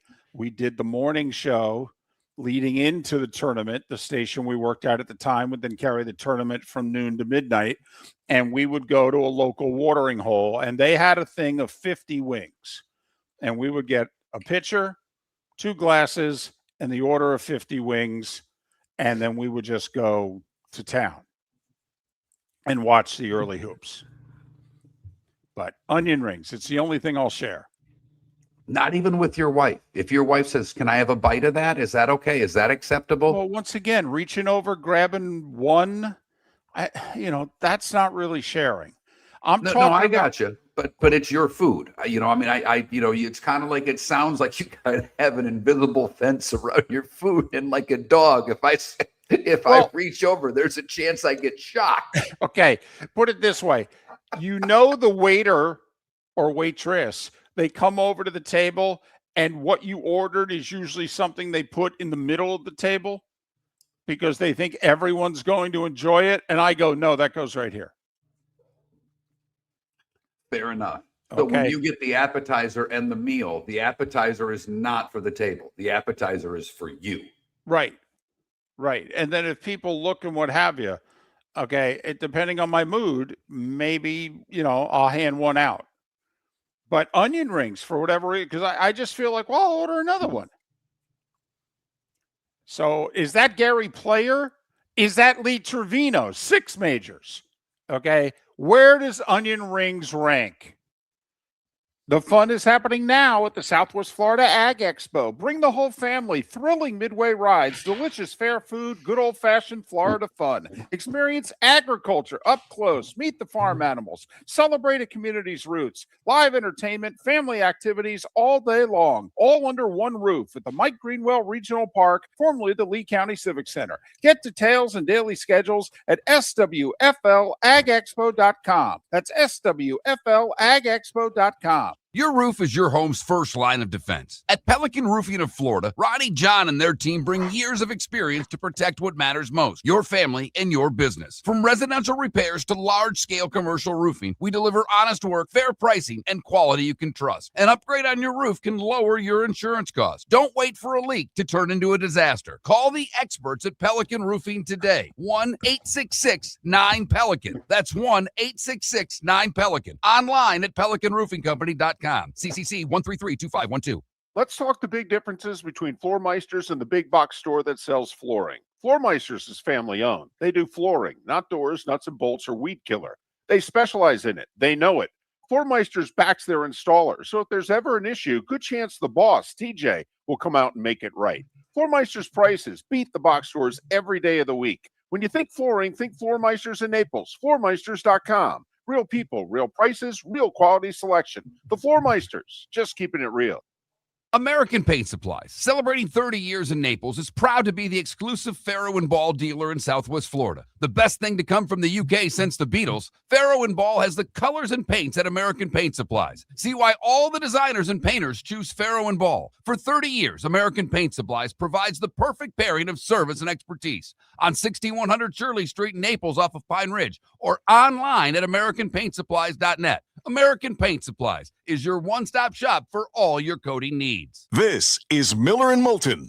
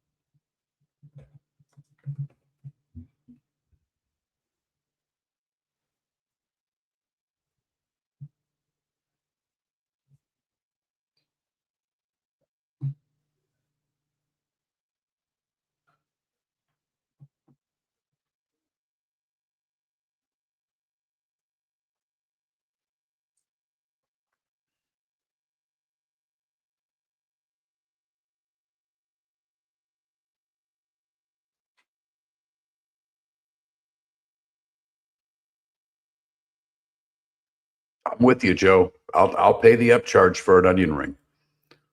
Because most places now, it's hard to get good French fries anywhere. Not very many restaurants. And I think Javier, who's a chef, would back me on this. There are not many places that do hand cut fries anymore. You're all getting crap out of a bag that's frozen. They're all the same and they all suck.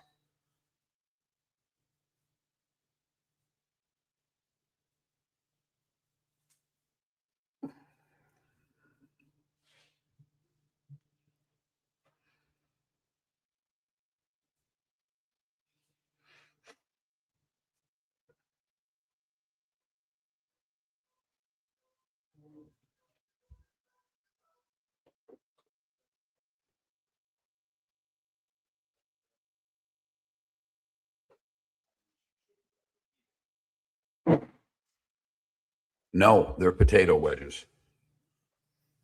I don't even think waffle fries are fries.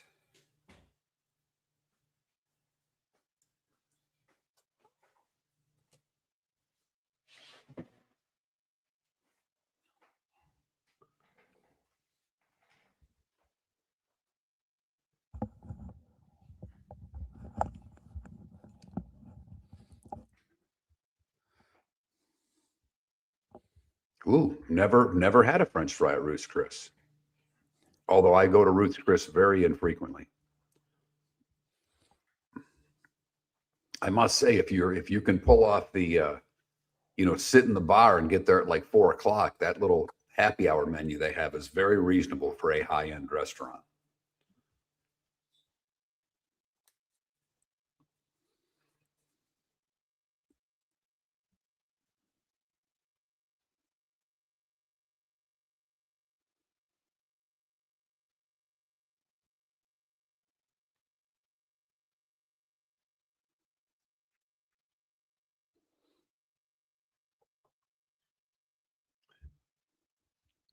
No Sonny. So if I'm telling, we may have lost Sonny.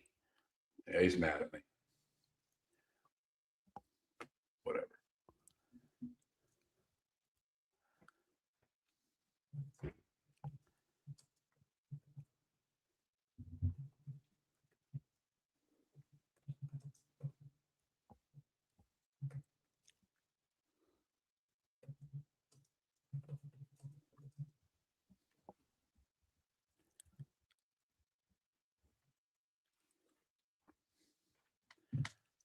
Well, would I eat food from DQ?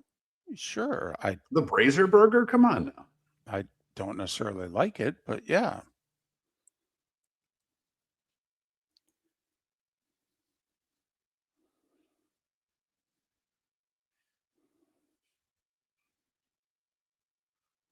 Is it on already? I knew he was having one. I didn't realize it. I guess he was just at Hertz. My buddy saw him out in Portland and said it was hysterical.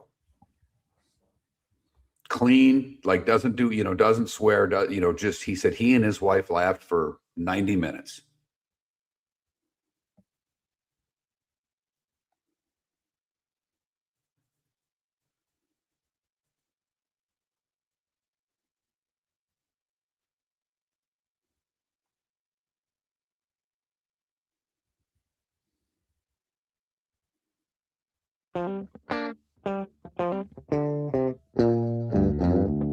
You're listening to Miller and Moulton. And now, here's Mark Miller and David Moulton.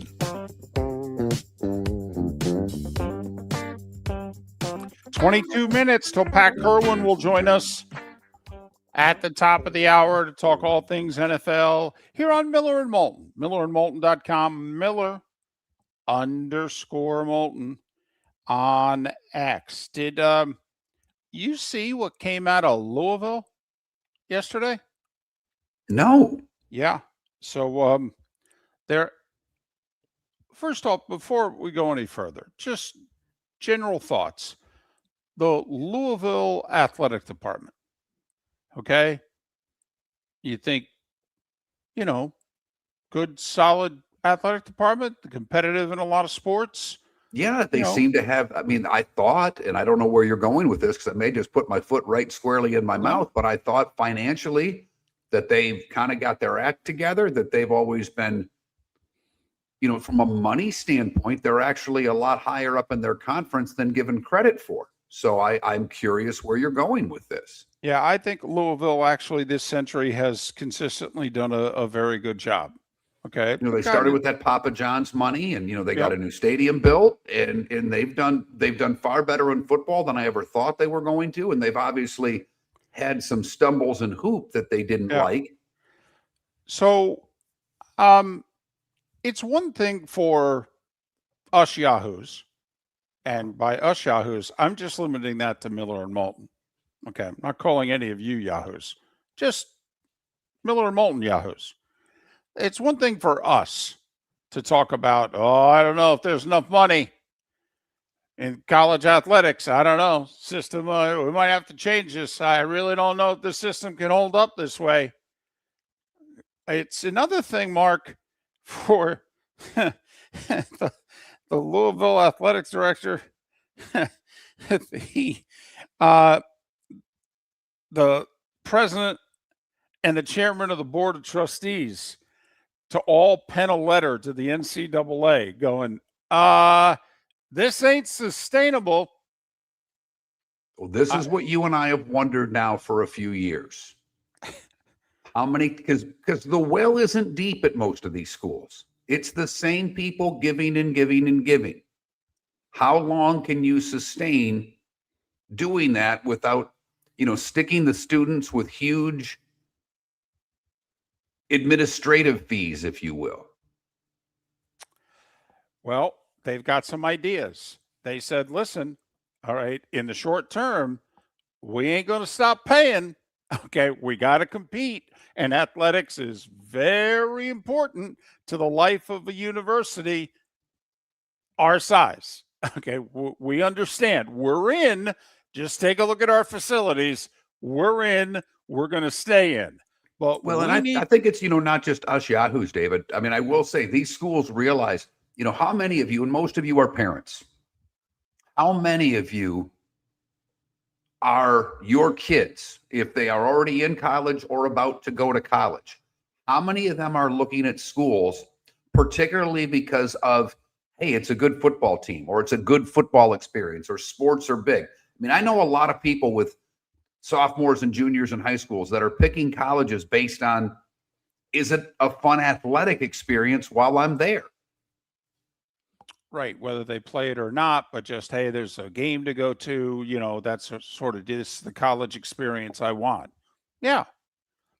So, remember yesterday we brought up in one segment that there are those that believe, yeah, college athletics is doing the whole media rights thing totally wrong. Correct. You can't do it by conference. You just can't. That's the wrong. We're even the SEC and the Big Ten are costing themselves money. Okay, what they're arguing is essentially the Pete Rozelle argument. All those years ago, in which Rozelle said, "We're better whole than we are parts. We all need to buy in." Whether we're Green Bay or New York, we all need to be part of the same pie.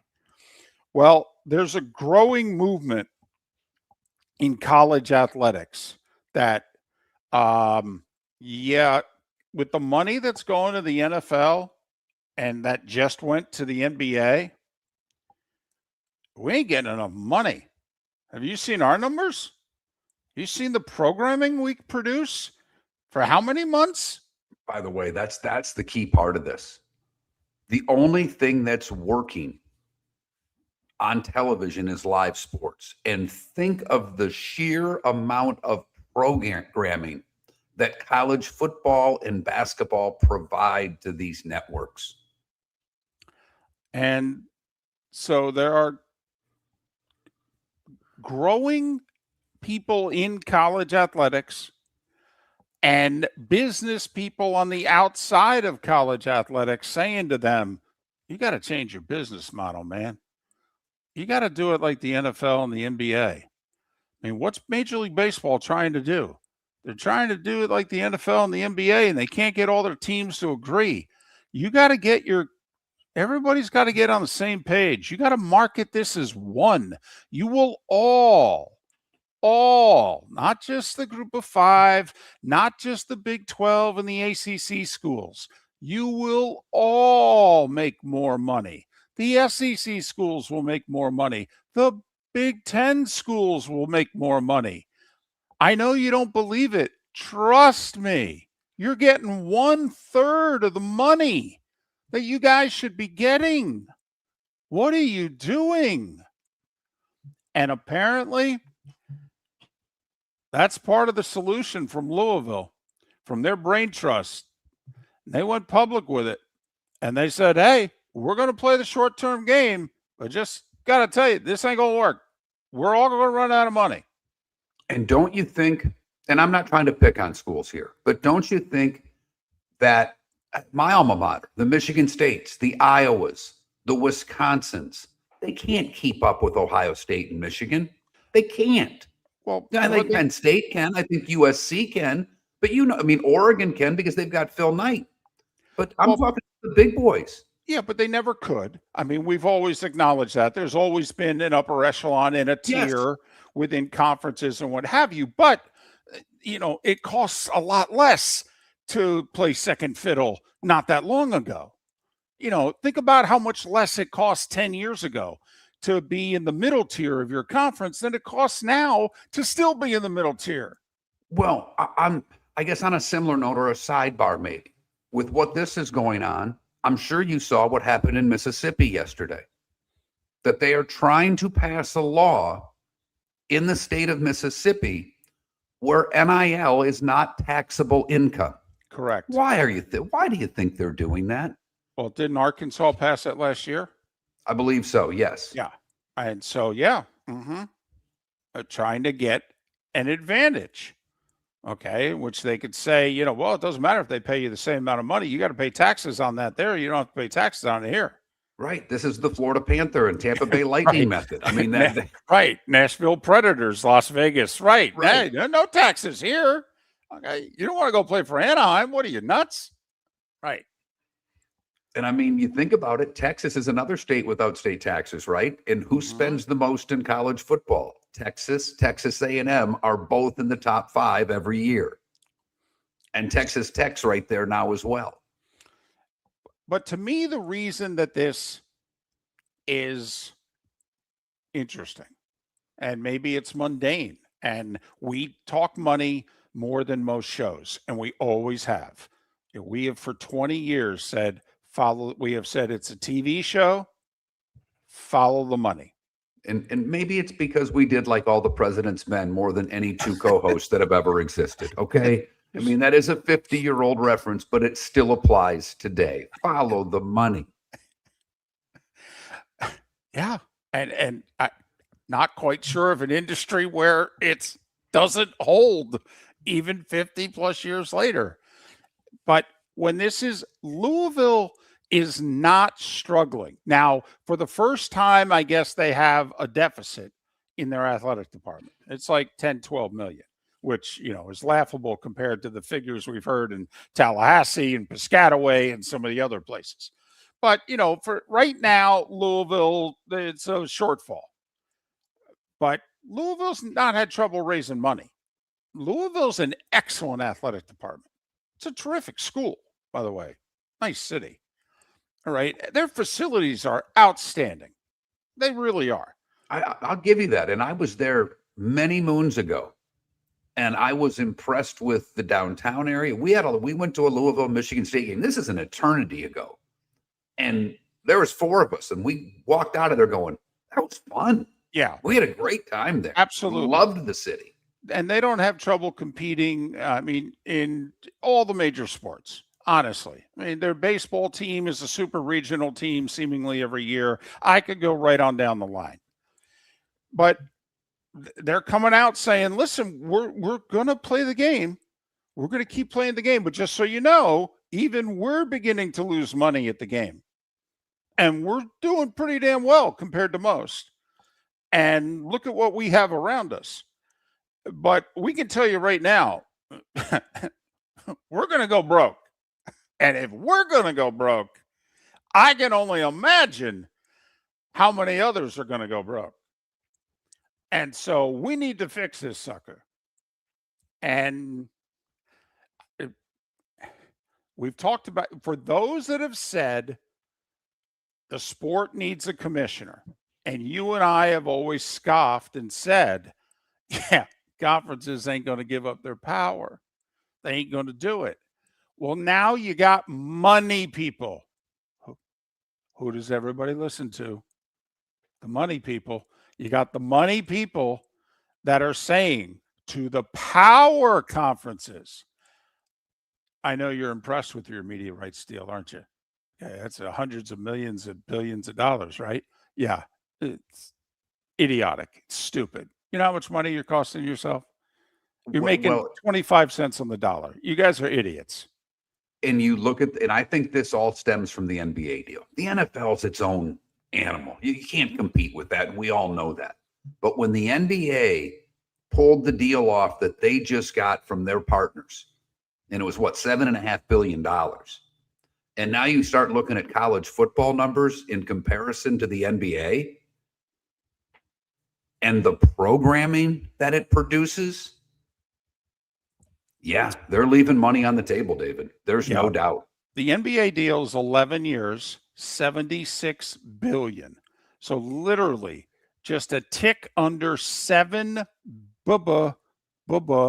billion a year in TV revenue from their 3 TV partners is going into the NBA. And like we've talked about, a couple of those NBA partners are paying as much or more to the NBA than they are the NFL. And the NFL's not happy. And we'll see what repercussions there are down the road. Okay. But it's gotten other leagues to go, wait a minute. So the NBA could get that. And by the way, I'll just say it right now. Pardon my French. Their partners are already 9 minutes into the deal. Their partners are losing their ass. This is only going to get worse unless something radically changes with that league, because the ratings are going in the wrong direction. And you have people like Charles Barkley that are up on pulpit saying, I can't find the games. I mean, he did an interview in which he said it's impossible. I don't know where the games are. This is a guy that broadcasts the league and talked about being at a hotel or wherever he was traveling and wanting to watch a game and not knowing where it was. That's a problem. Colin Cowherd is in the tank for the NBA. Okay. Would talk Lakers every day for the rest of his life. Came out the other day and said, the league's boring. Okay. What do you want me to talk about? Okay. The product's bad. The league's boring. What do you want me to talk about? All right. So anyway, back to college sports though. Louisville, a very well-run, outstanding athletic department with great facilities and a terrific, loyal fan base. And the AD, the president, and the chairman of the board of regents just went public yesterday and said to basically their brethren, but also sent it to the NCAA and said, the system's broken. It's not just that it's the Wild Wild West. Okay, it's broken. And we're all going to go broke, by the way, if we don't fix this. And here's our suggested solutions. Sorry, Mark. So we'll see, but we've said for a while, they're leaving money on the table, but it does take the conferences to work together, and they've been unable to do that up to this point. Miller and Moulton, Pat Kirwan coming up on the other side. Our poll question today, it's National Cold Cuts Day. What's your go-to? Turkey, running away with it. Pat Kirwan next. Miller and Moulton, millerandmoulton.com. Do you have a sleep problem but don't want to wear a CPAP mask? This is Mark Miller for Sleep Treatment Direct. The mask wasn't working for me, and I didn't think I had an alternative. I do. We all do. They have such simple alternatives with greater success than the mask. Visit sleeptreatmentdirect.com. That's sleeptreatmentdirect.com. And if you are like me and your CPAP machine isn't working for you, it's time for a change. Call 239-444-1741. That's 239-444-1741. Sleep Treatment Direct. Sleep safe and sound. The Cape Coral Police Department is growing, and they want you to be a part of it. They're hiring new officers. Starting pay is between $74,000 and $90,000, depending on your experience. And with a $10,000 hiring bonus, you could be making $100,000.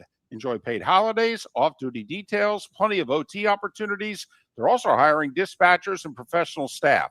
So go to CapeCops.com. CapeCops.com. Be brave, be best, Be Cape. The fun is happening now at the Southwest Florida Ag Expo. Bring the whole family. Thrilling midway rides, delicious fair food, good old-fashioned Florida fun. Experience agriculture up close. Meet the farm animals. Celebrate a community's roots. Live entertainment, family activities all day long, all under one roof at the Mike Greenwell Regional Park, formerly the Lee County Civic Center. Get details and daily schedules at swflagexpo.com. That's swflagexpo.com. Your roof is your home's first line of defense. At Pelican Roofing of Florida, Ronnie John and their team bring years of experience to protect what matters most, your family and your business. From residential repairs to large-scale commercial roofing, we deliver honest work, fair pricing, and quality you can trust. An upgrade on your roof can lower your insurance costs. Don't wait for a leak to turn into a disaster. Call the experts at Pelican Roofing today. 1-866-9-PELICAN. That's 1-866-9-PELICAN. Online at pelicanroofingcompany.com. CCC 1332512. Let's talk the big differences between Floor Meisters and the big box store that sells flooring. Floor Meisters is family owned. They do flooring, not doors, nuts and bolts, or weed killer. They specialize in it. They know it. Floor Meisters backs their installer, so if there's ever an issue, good chance the boss, TJ, will come out and make it right.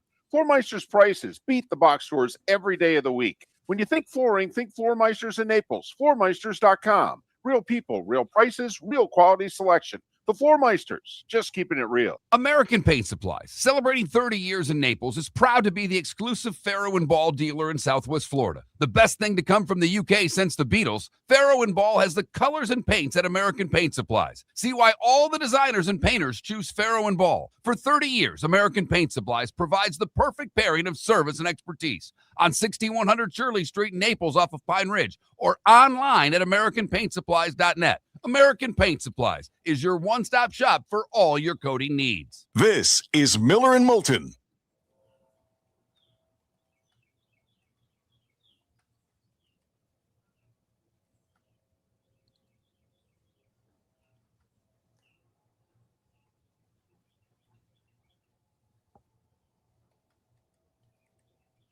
Good morning, guys. Hey, Pat. Good morning, Pat. How are you? I'm doing great. How are you guys doing? Doing at Yeah. my new home here at the Hope Lodge. Well, As you can good. see, my hair is gone. I got through I the just first saw you couple of scratch weeks. your head. I was like laughing. You scratch your head with both hands. I'd love to be able to do that. It is it's the weirdest damn thing, Pat, because I didn't lose my hair, with the chemo I got in the hospital. I get out of the hospital, like the second day out of the hospital, I'm looking in the shower, and the bottom of the shower looks like shag carpeting. I went, I'll be damned. There it goes. Yeah. And so fortunately at Moffett, they take care of it for you. I went in there and I go, my hair's going. She's like, let's go. And they bounce it pretty quick. It is the weird. And you forget you don't have hair. So I go in the shower because I've got to wear all this crap because I've got a central line and it can't get wet. So I got to cover that up. So I lean way back in the shower to get my head wet, and I'm doing this like I have hair. And I'm like, oh yeah, I don't have any hair, so it really does nothing. I got to slick back. Now, when it comes back, I've had a number of relatives that have gone through what you're going through. It has come back in very different styles. My niece, she lost hers and it came back. She had just normal brown hair. She came back as reddish curly. Well, it's funny you say Be ready, that, Pat. bro. Well, it's so funny you say that. When this was all going on, I told my daughter, I says, I might lose my hair. And my daughter's always made fun, says I have bad hair. She goes, will it grow back better? And I said, I don't think so. And then I'm reading about it when I'm in the hospital. And it says your hair may grow back curly. And I went, by the way, honey, it may grow back better. Oh, Lord. We'll be looking at your afro. I look at it. If it comes back curly, I'll be the happiest guy. If I get a salad like that, I'd be the happiest guy in the world. Well, wait till she sees it. How you guys doing otherwise? I'm Good. happy. No effing comment. I can tell you got a mad face today. What's up? What part of no comment? Well, there you Oh, go. man. Okay, well, that's me most of the time, too, so there's no reason for us to discuss anger. Meanwhile, I'm inspired by Mark. Mark, there was a gentleman just walking behind you. I kind of want to know who that was. That was not a gentleman. That was my mother. I couldn't see the head. I just saw That was my mom. body.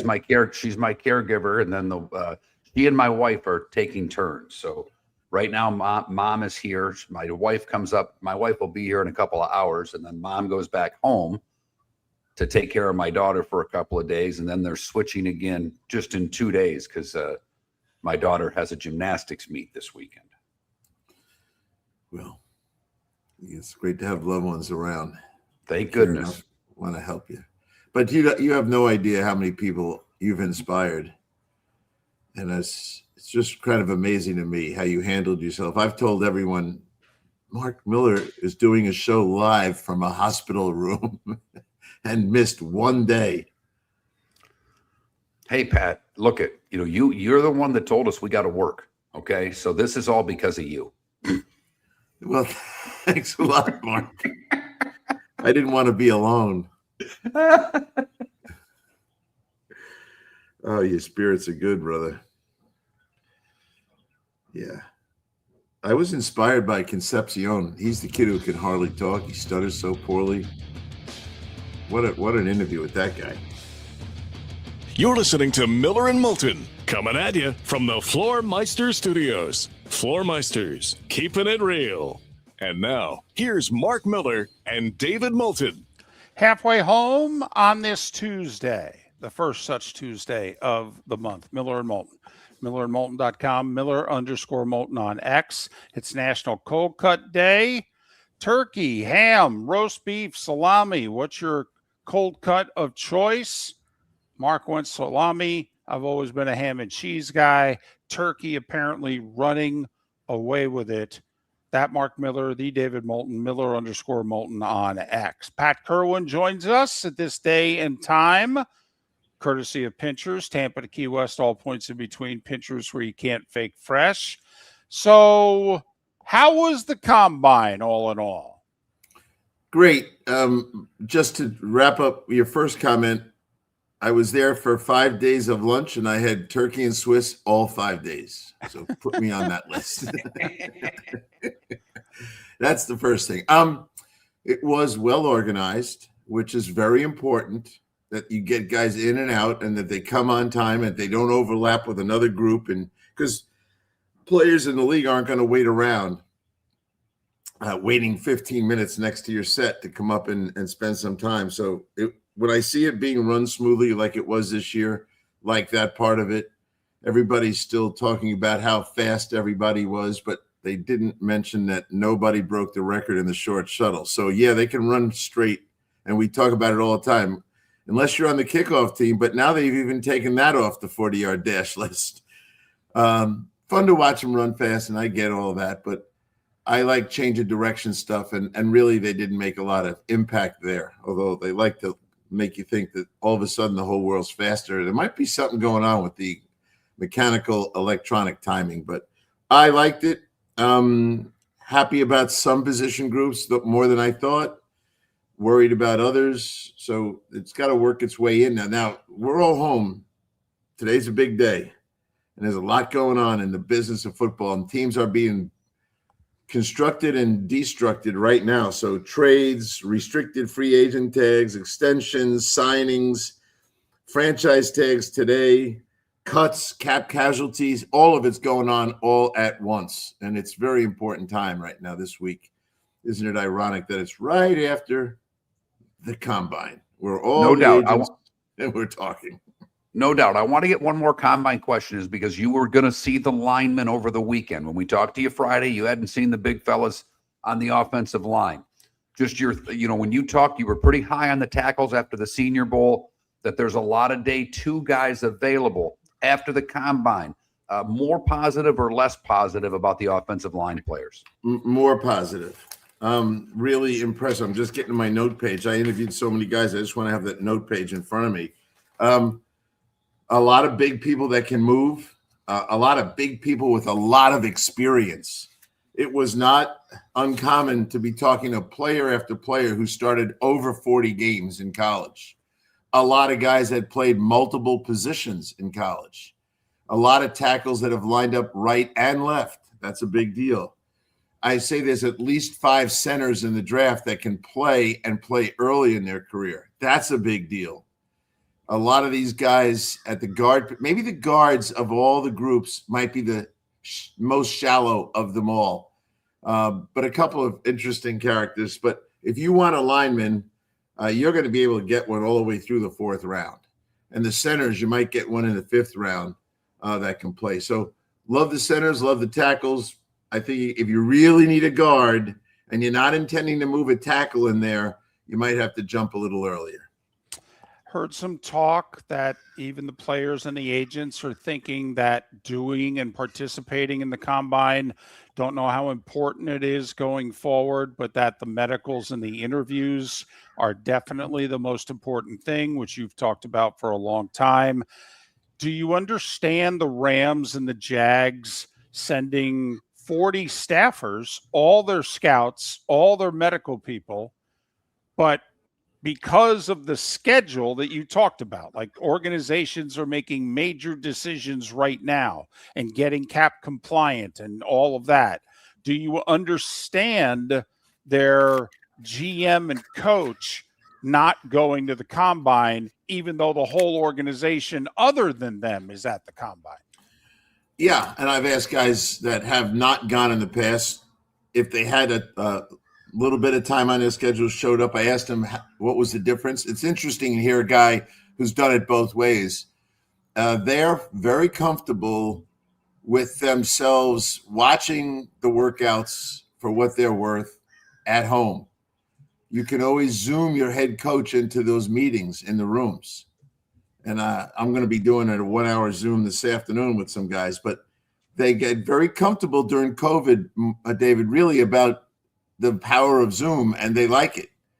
And they don't feel like they're not at the meeting with the player in the room and the head coach on Zoom from wherever he is, home, wherever. So I get it. But as I listed all those things that are going on, yes, some of them, the coach might not be there, but the GM is. So you got to really work that thing to make yourself comfortable doing it that way. Do I think more are going to do it that way? Because that's your follow-up question for sure. Yeah, I do. Do I think we do too much on the field? Yeah, I do. All right, Pat, you mentioned this is a busy time. Teams are, getting their cap situations right so they can be ready for free agency in the draft.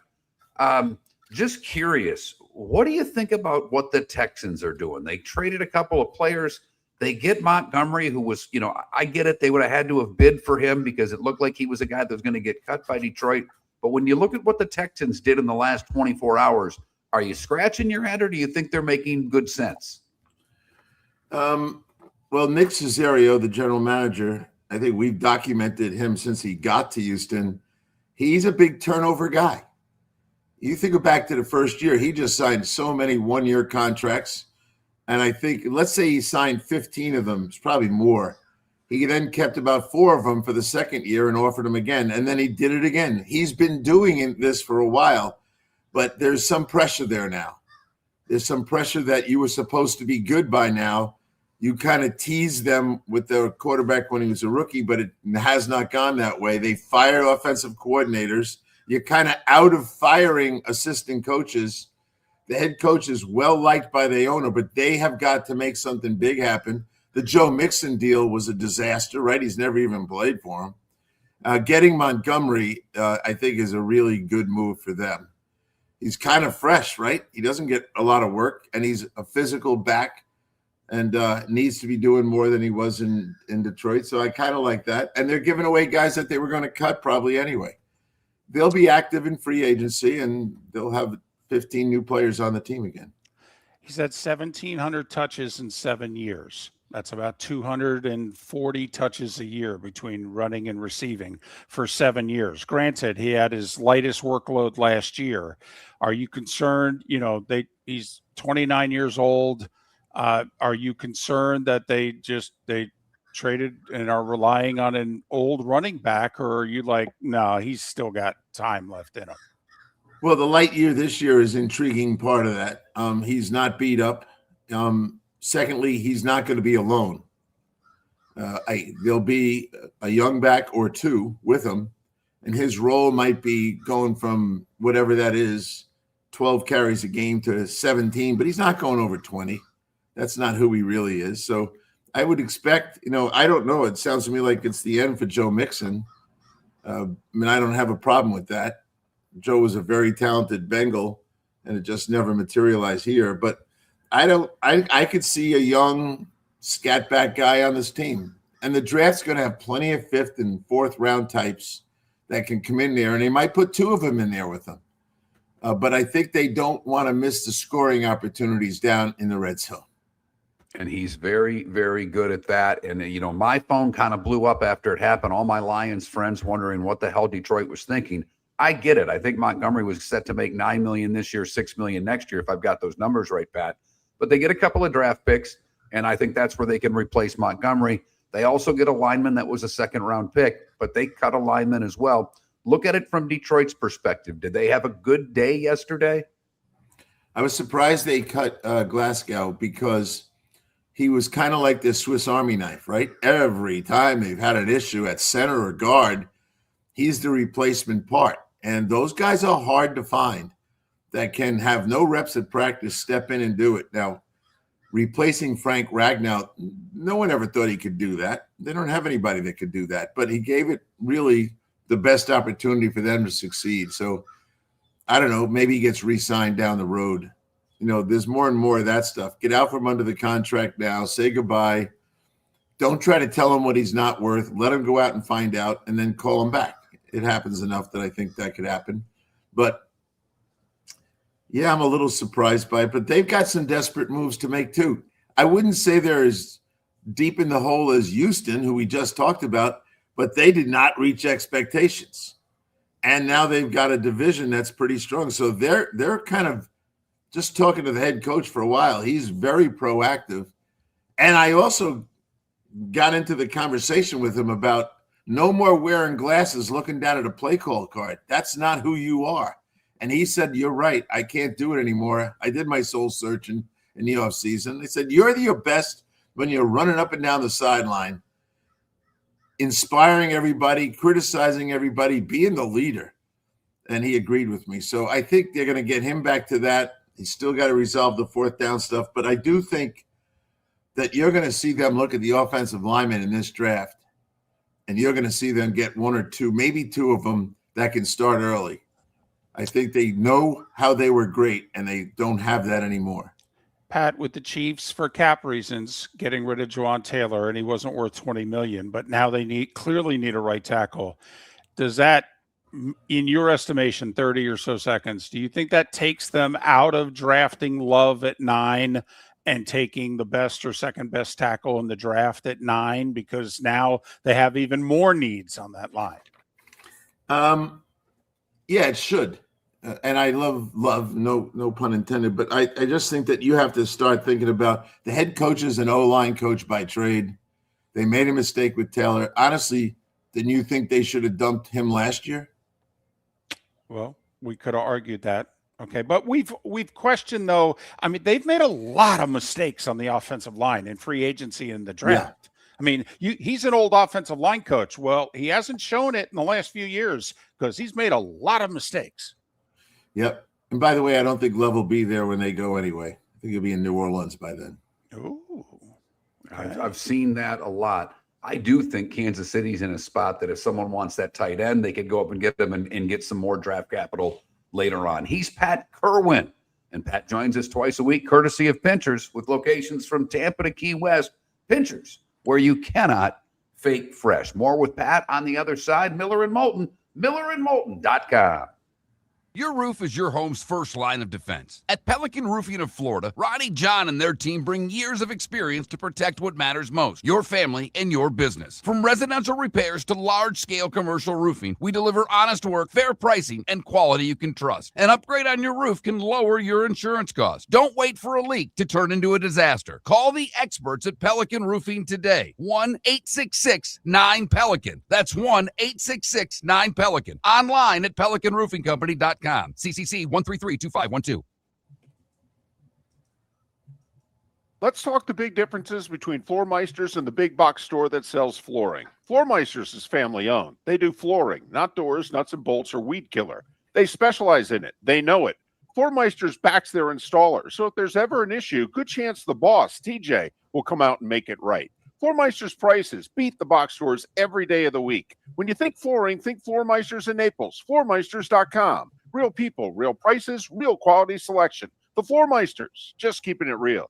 American Paint Supplies, for nearly 30 years, is your one-stop shop for all your coating needs. If you are a designer, a contractor, a professional painter, or a weekend warrior, American Paint Supplies is the place where experts go to get expert solutions. At 6100 Shirley Street in Naples off of Pine Ridge, American Paint Supplies delivers the best solutions with the best products with the best support. Meet Gene and his team today at American Paint Supplies. Call 239-566-2700. That's 566-2700 or online at AmericanPaintSupplies.net. At the Diamond District, we believe your I do deserves more. More selection, more sparkle, more diamonds. You'll find the ring for your forever. During our Diamond event, March 6th through 8th. Explore every cut, color, and carat weight imaginable, from timeless classics to striking modern designs. Choose the ring that says it all. March 6th through 8th at the Diamond District. Hablamos Espanol. Visit Jason and Todd at the Diamond District. This is Miller and Moulton.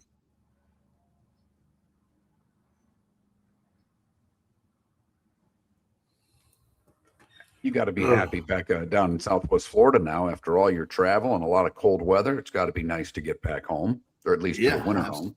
Absolutely. And my brothers have been around this whole time. It's been fun having them around. And it's just, this is kind of like a clear sailing window from now till the owners meetings, which is the very end of the month. Where are they at the Breakers this year? Or are they in? No, we're across in Phoenix over at the, yeah. So it's all right. I don't like flying when you got to stop and get on a different plane. So. Yeah, you can't get out to Phoenix straight, can you? Nope. Houston, Phoenix. Right. But it's not a long trip. We're going to go out on Sunday. I won't get there till 5 o'clock on Sunday afternoon, and I'm leaving Tuesday right after the show. So, okay. Interviews Monday all day and interviews Tuesday, on the plane and go.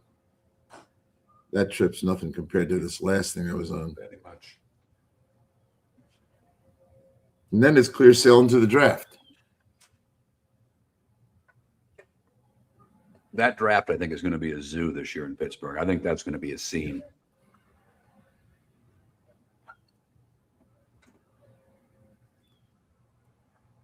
Yeah, it will be. They're very excited about all that nonsense. And the city will do it right. Mm-hmm. They know how to do football. So this is football to them. And the area they have, it's going to look great, I think. I think it's going to look really good on television. Yeah. They got a lot of video opportunities to make the place look great. Coming down that hill into Pittsburgh with the stadiums and the Three Rivers and all that stuff, they're going to make it look like an extravaganza. And to your point from before, Cleveland, Cincinnati, Buffalo, the New York teams, Philly, D.C. I mean, you got enough areas that are drivable. Where you're going to get a lot of fan bases there. You sure will. And yep, there'll be over 1 million there.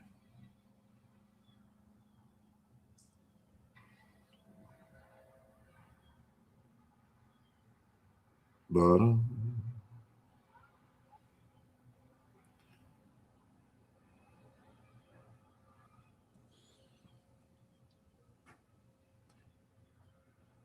we devoured those stone crabs. I went back for that 7 pounds.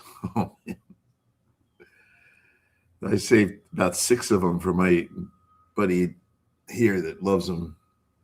Otherwise, everything was gone in one seating. Not hard to do. No, and you sent me the note about 10 pounds. Oh, that was a deal. $160 for 10 pounds of mediums. That's a steal. Yep. Yeah. I told my brothers we're going to have a how to crack them open seminar. I will demonstrate once, and we're going to have so many of them. You're all going to get 10 each and learn how to do this. I'm not doing it anymore for everybody. I hear I you. don't blame you. I'm usually stuck doing that too. I kind of put them in the bag and pre-crack them for everybody, and then set them out, and then they're on their own. Yeah. But then if my mother-in-law's there, I've got to be nice and do them for her, because she's not, my mom's had them her whole life. She knows what she's doing. Mother-in-law, we got to kind of take care of. Yeah. Well, I have to take care of my bride and some of the wives, but There the you go. guys, I've got to learn. Everybody's getting a little hammer for Christmas. I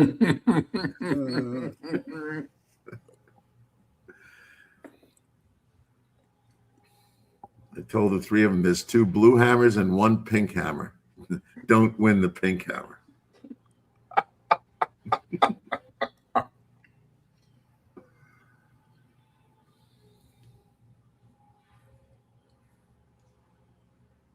Oh, Bagel yeah. down, because next break it's pill time. Well, I can 30 see your pills a day appetite's right good. now. My appetite's great, and I've taken so many damn pills right now. Oh, here we go.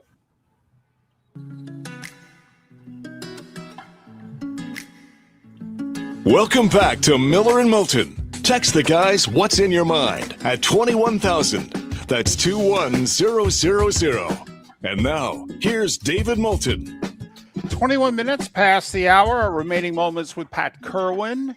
He of NFL Radio's Moving the Chains, weekdays 3 to 7. And during the NFL season, he's part of CBS's NFL Today on Sundays. Pat joining us once again, courtesy of Pinchers, Tampa to Key West, dozen locations in between. Pinchers, where you can't fake fresh. Jason Carmello in about 15 minutes, the big underdog blog guy, to do a little bracketology. All right. So you like the lines of scrimmage. You've done a Senior Bowl. You've done a combine.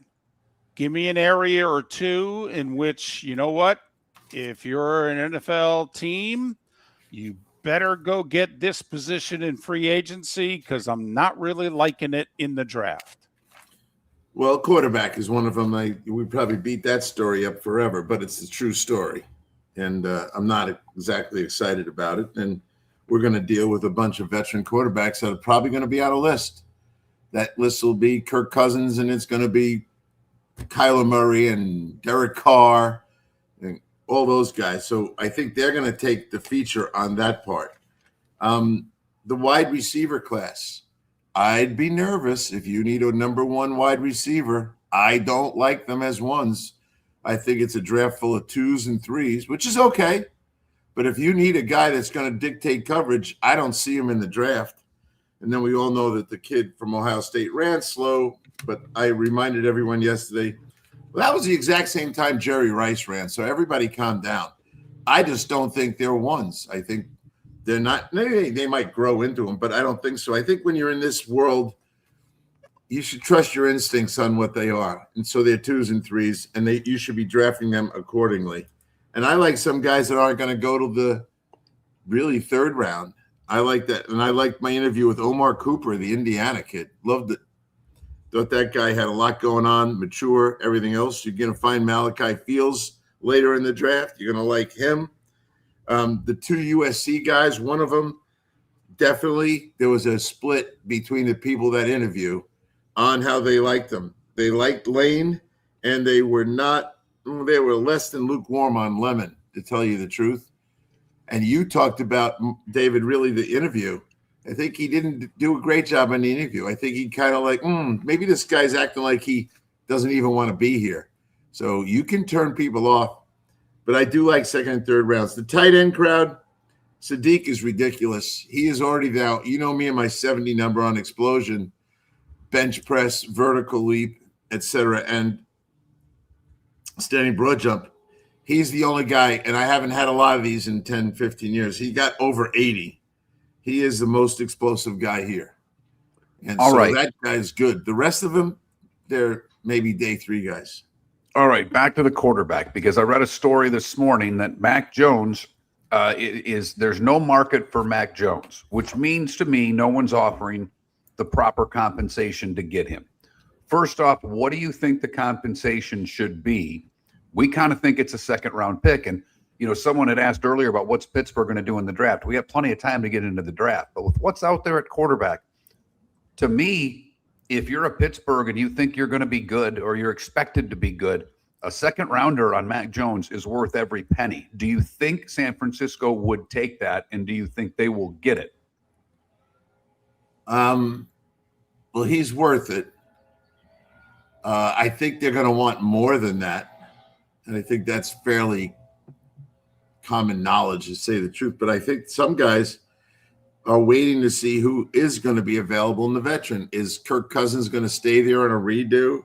Is Derek Carr really unretired? Now, I don't know if I like any of those guys as much as I like Mac Jones, but I think they're going to wait and see how many of the veterans come out. Because when they come out, they're going to change the market.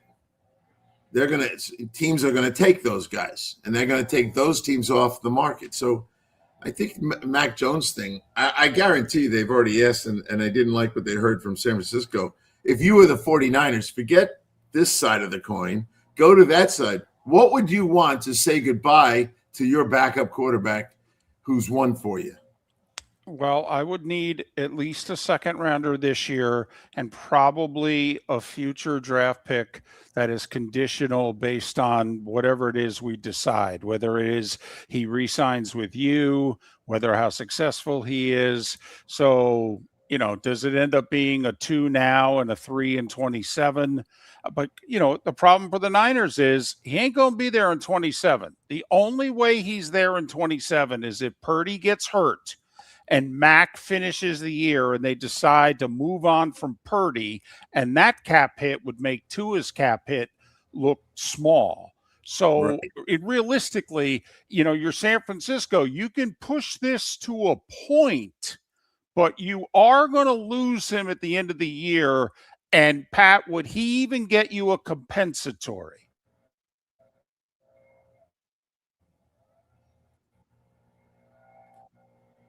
Pat, did we lose you? Yeah, and it's a problem for the team looking for Mac Jones. He's a one-year guy, and you could land up just like Indianapolis is, trying to get Daniel Jones. And that problem is real too. So, and that will discourage guys from giving 49ers what they want.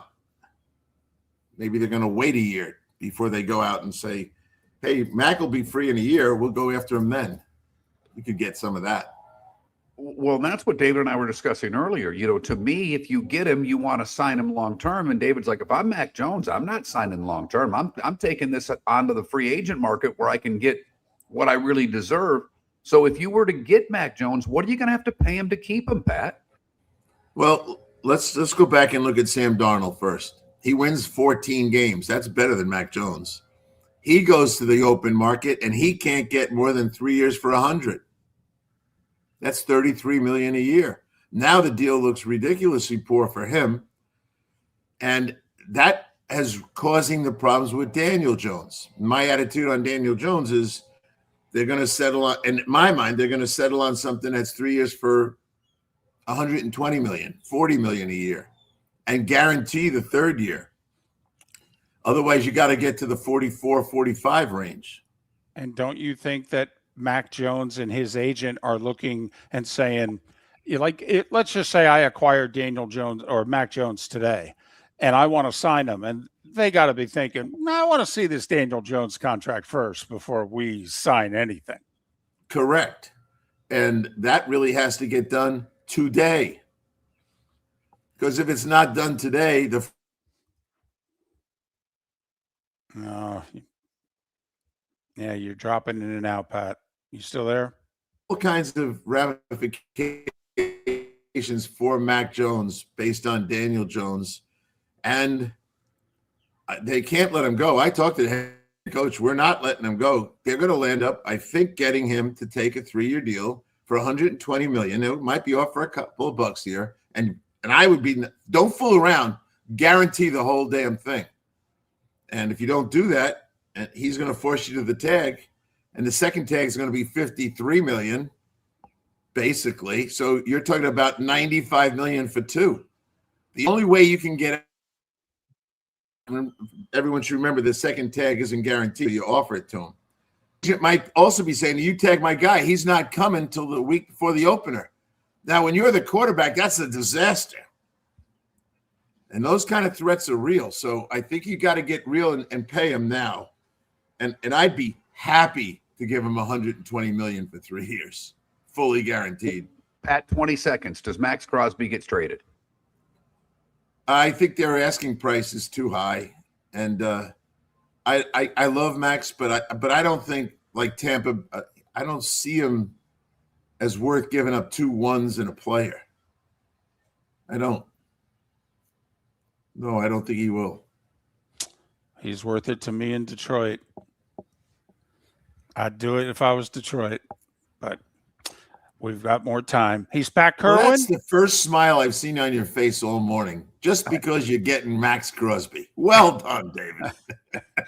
I sent you 4 texts explaining things. He's Pat Kirwan. I read them. NFL Radio's Moving the Chains, CBS's NFL Today show. Joining us once again, courtesy of Pinchers, Tampa to Key West, all points in between. Pinchers, where you can't fake fresh.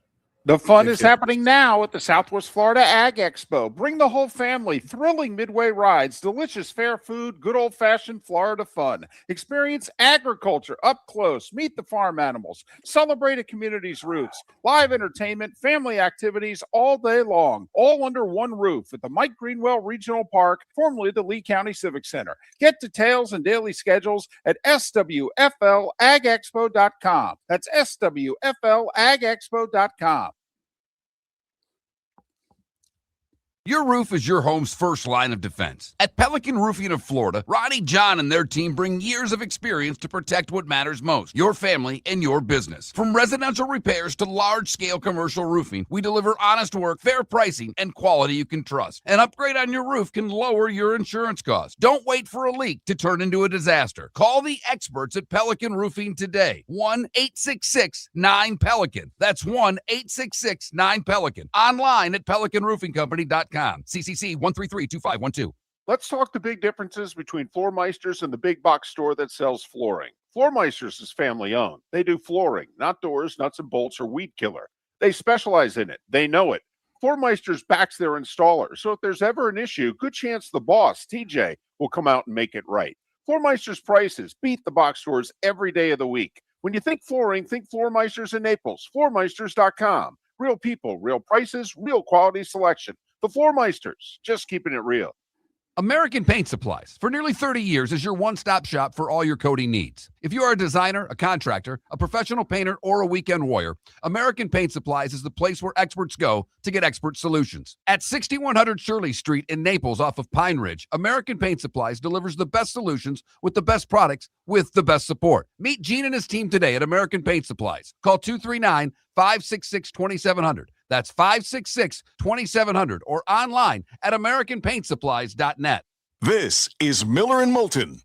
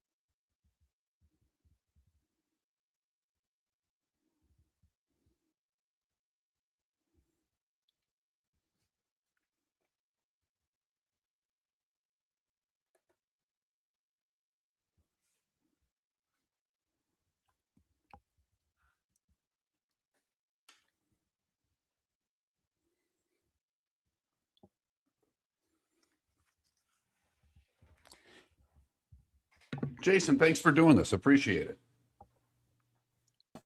Of course. Yeah. Thanks for having me. I'll talk hoops to anybody anytime. Thank you guys so much. Love it. Any specific pieces you want to go over? Of course, the Gators and the 1 seeds, of course, right? But just if there's anything in particular, just let me know. Well, I think we're more interested in number of teams for some of the conferences and the bubble. We just think we joked earlier in the show we could go back to 1984 and make it a 48 or 52 team field. That man, no, seriously. I mean, to even think that USC or Auburn should be in the NCAA tournament seems laughable. Yeah, I think we've in some ways lost the entire point. You got to win games. You got to win games, right? I mean, 15 and 14. Yeah. So so I think we'll go down that road. You know, we'll examine the bubble, and perfect. We have a little bit of a bias towards the non-power conference leagues, and can some of them get an extra team? Yep. Okay. Where are you out of, Jason? I grew up in Ohio. I live in Kansas City. I've been here for 20 years. Okay. Been doing bracketology probably 16, 17 years. All right. Good deal. So, yeah. Handful of years ago, won the bracket matrix. So that opened a few doors, and it's been cool. It's been a fun passion project. So. Okay. Are you all right with the Chiefs moving across the border or no? I am. I'm okay with it. I don't have incredible heartburn about it. You know, I think the teams have to do what's in the best interest of their team. I because there's a ton of Chiefs fans on the other side too. It's not like that. It's not like it's. I mean, there's Chiefs fans everywhere, and I think one of the two teams will probably still.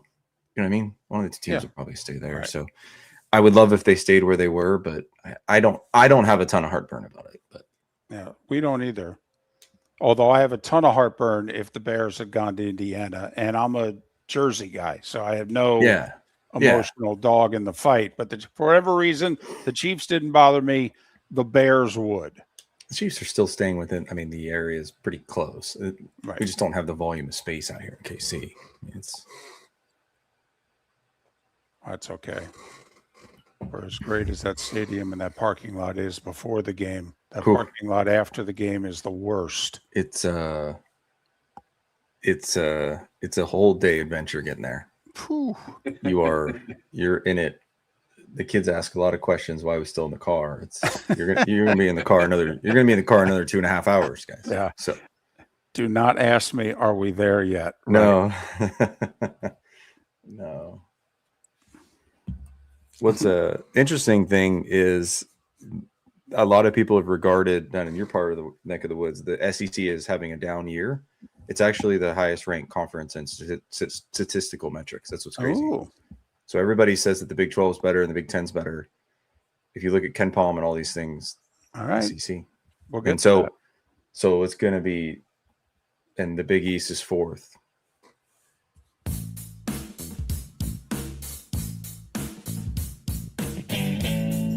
Welcome back to Miller and Moulton. Text the guys what's in your mind at 21,000. That's 21000. And now, here's David Moulton. 22 minutes till the top of the hour, and it is time to talk brackets. Bracketology with Jason Carmello. He's a bracketologist for the Big Underdog blog, and he contributes to Bustin' Brackets. Follow Jason on X at Big Underdog Blog. Great handle. Great handle. Jason, it's David and Mark. Good morning. How are you? Good morning, guys. Thanks so much for having me. It is our pleasure.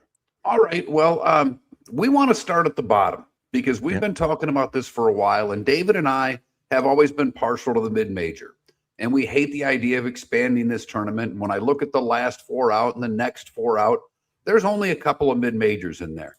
Just from your standpoint, how bad is the bubble this year, Jason? So heading into the weekend, I would say the bubble was right around average for a season. I've been doing this almost 16 years. It was right around average. And then this past weekend, the whole thing broke. I mean, you had a team like Cal that was kind of cruising along. They had enough wins. Their metrics weren't great, and they lost at home to Pitt. And that's a historically bad loss. And so what happens is the bubble this year is now, I would say, towards the bottom end that we've ever had. And so this is a very weak bubble in comparison to most seasons. How can Auburn be at or near the bubble? I mean, are they 500? A game above 500?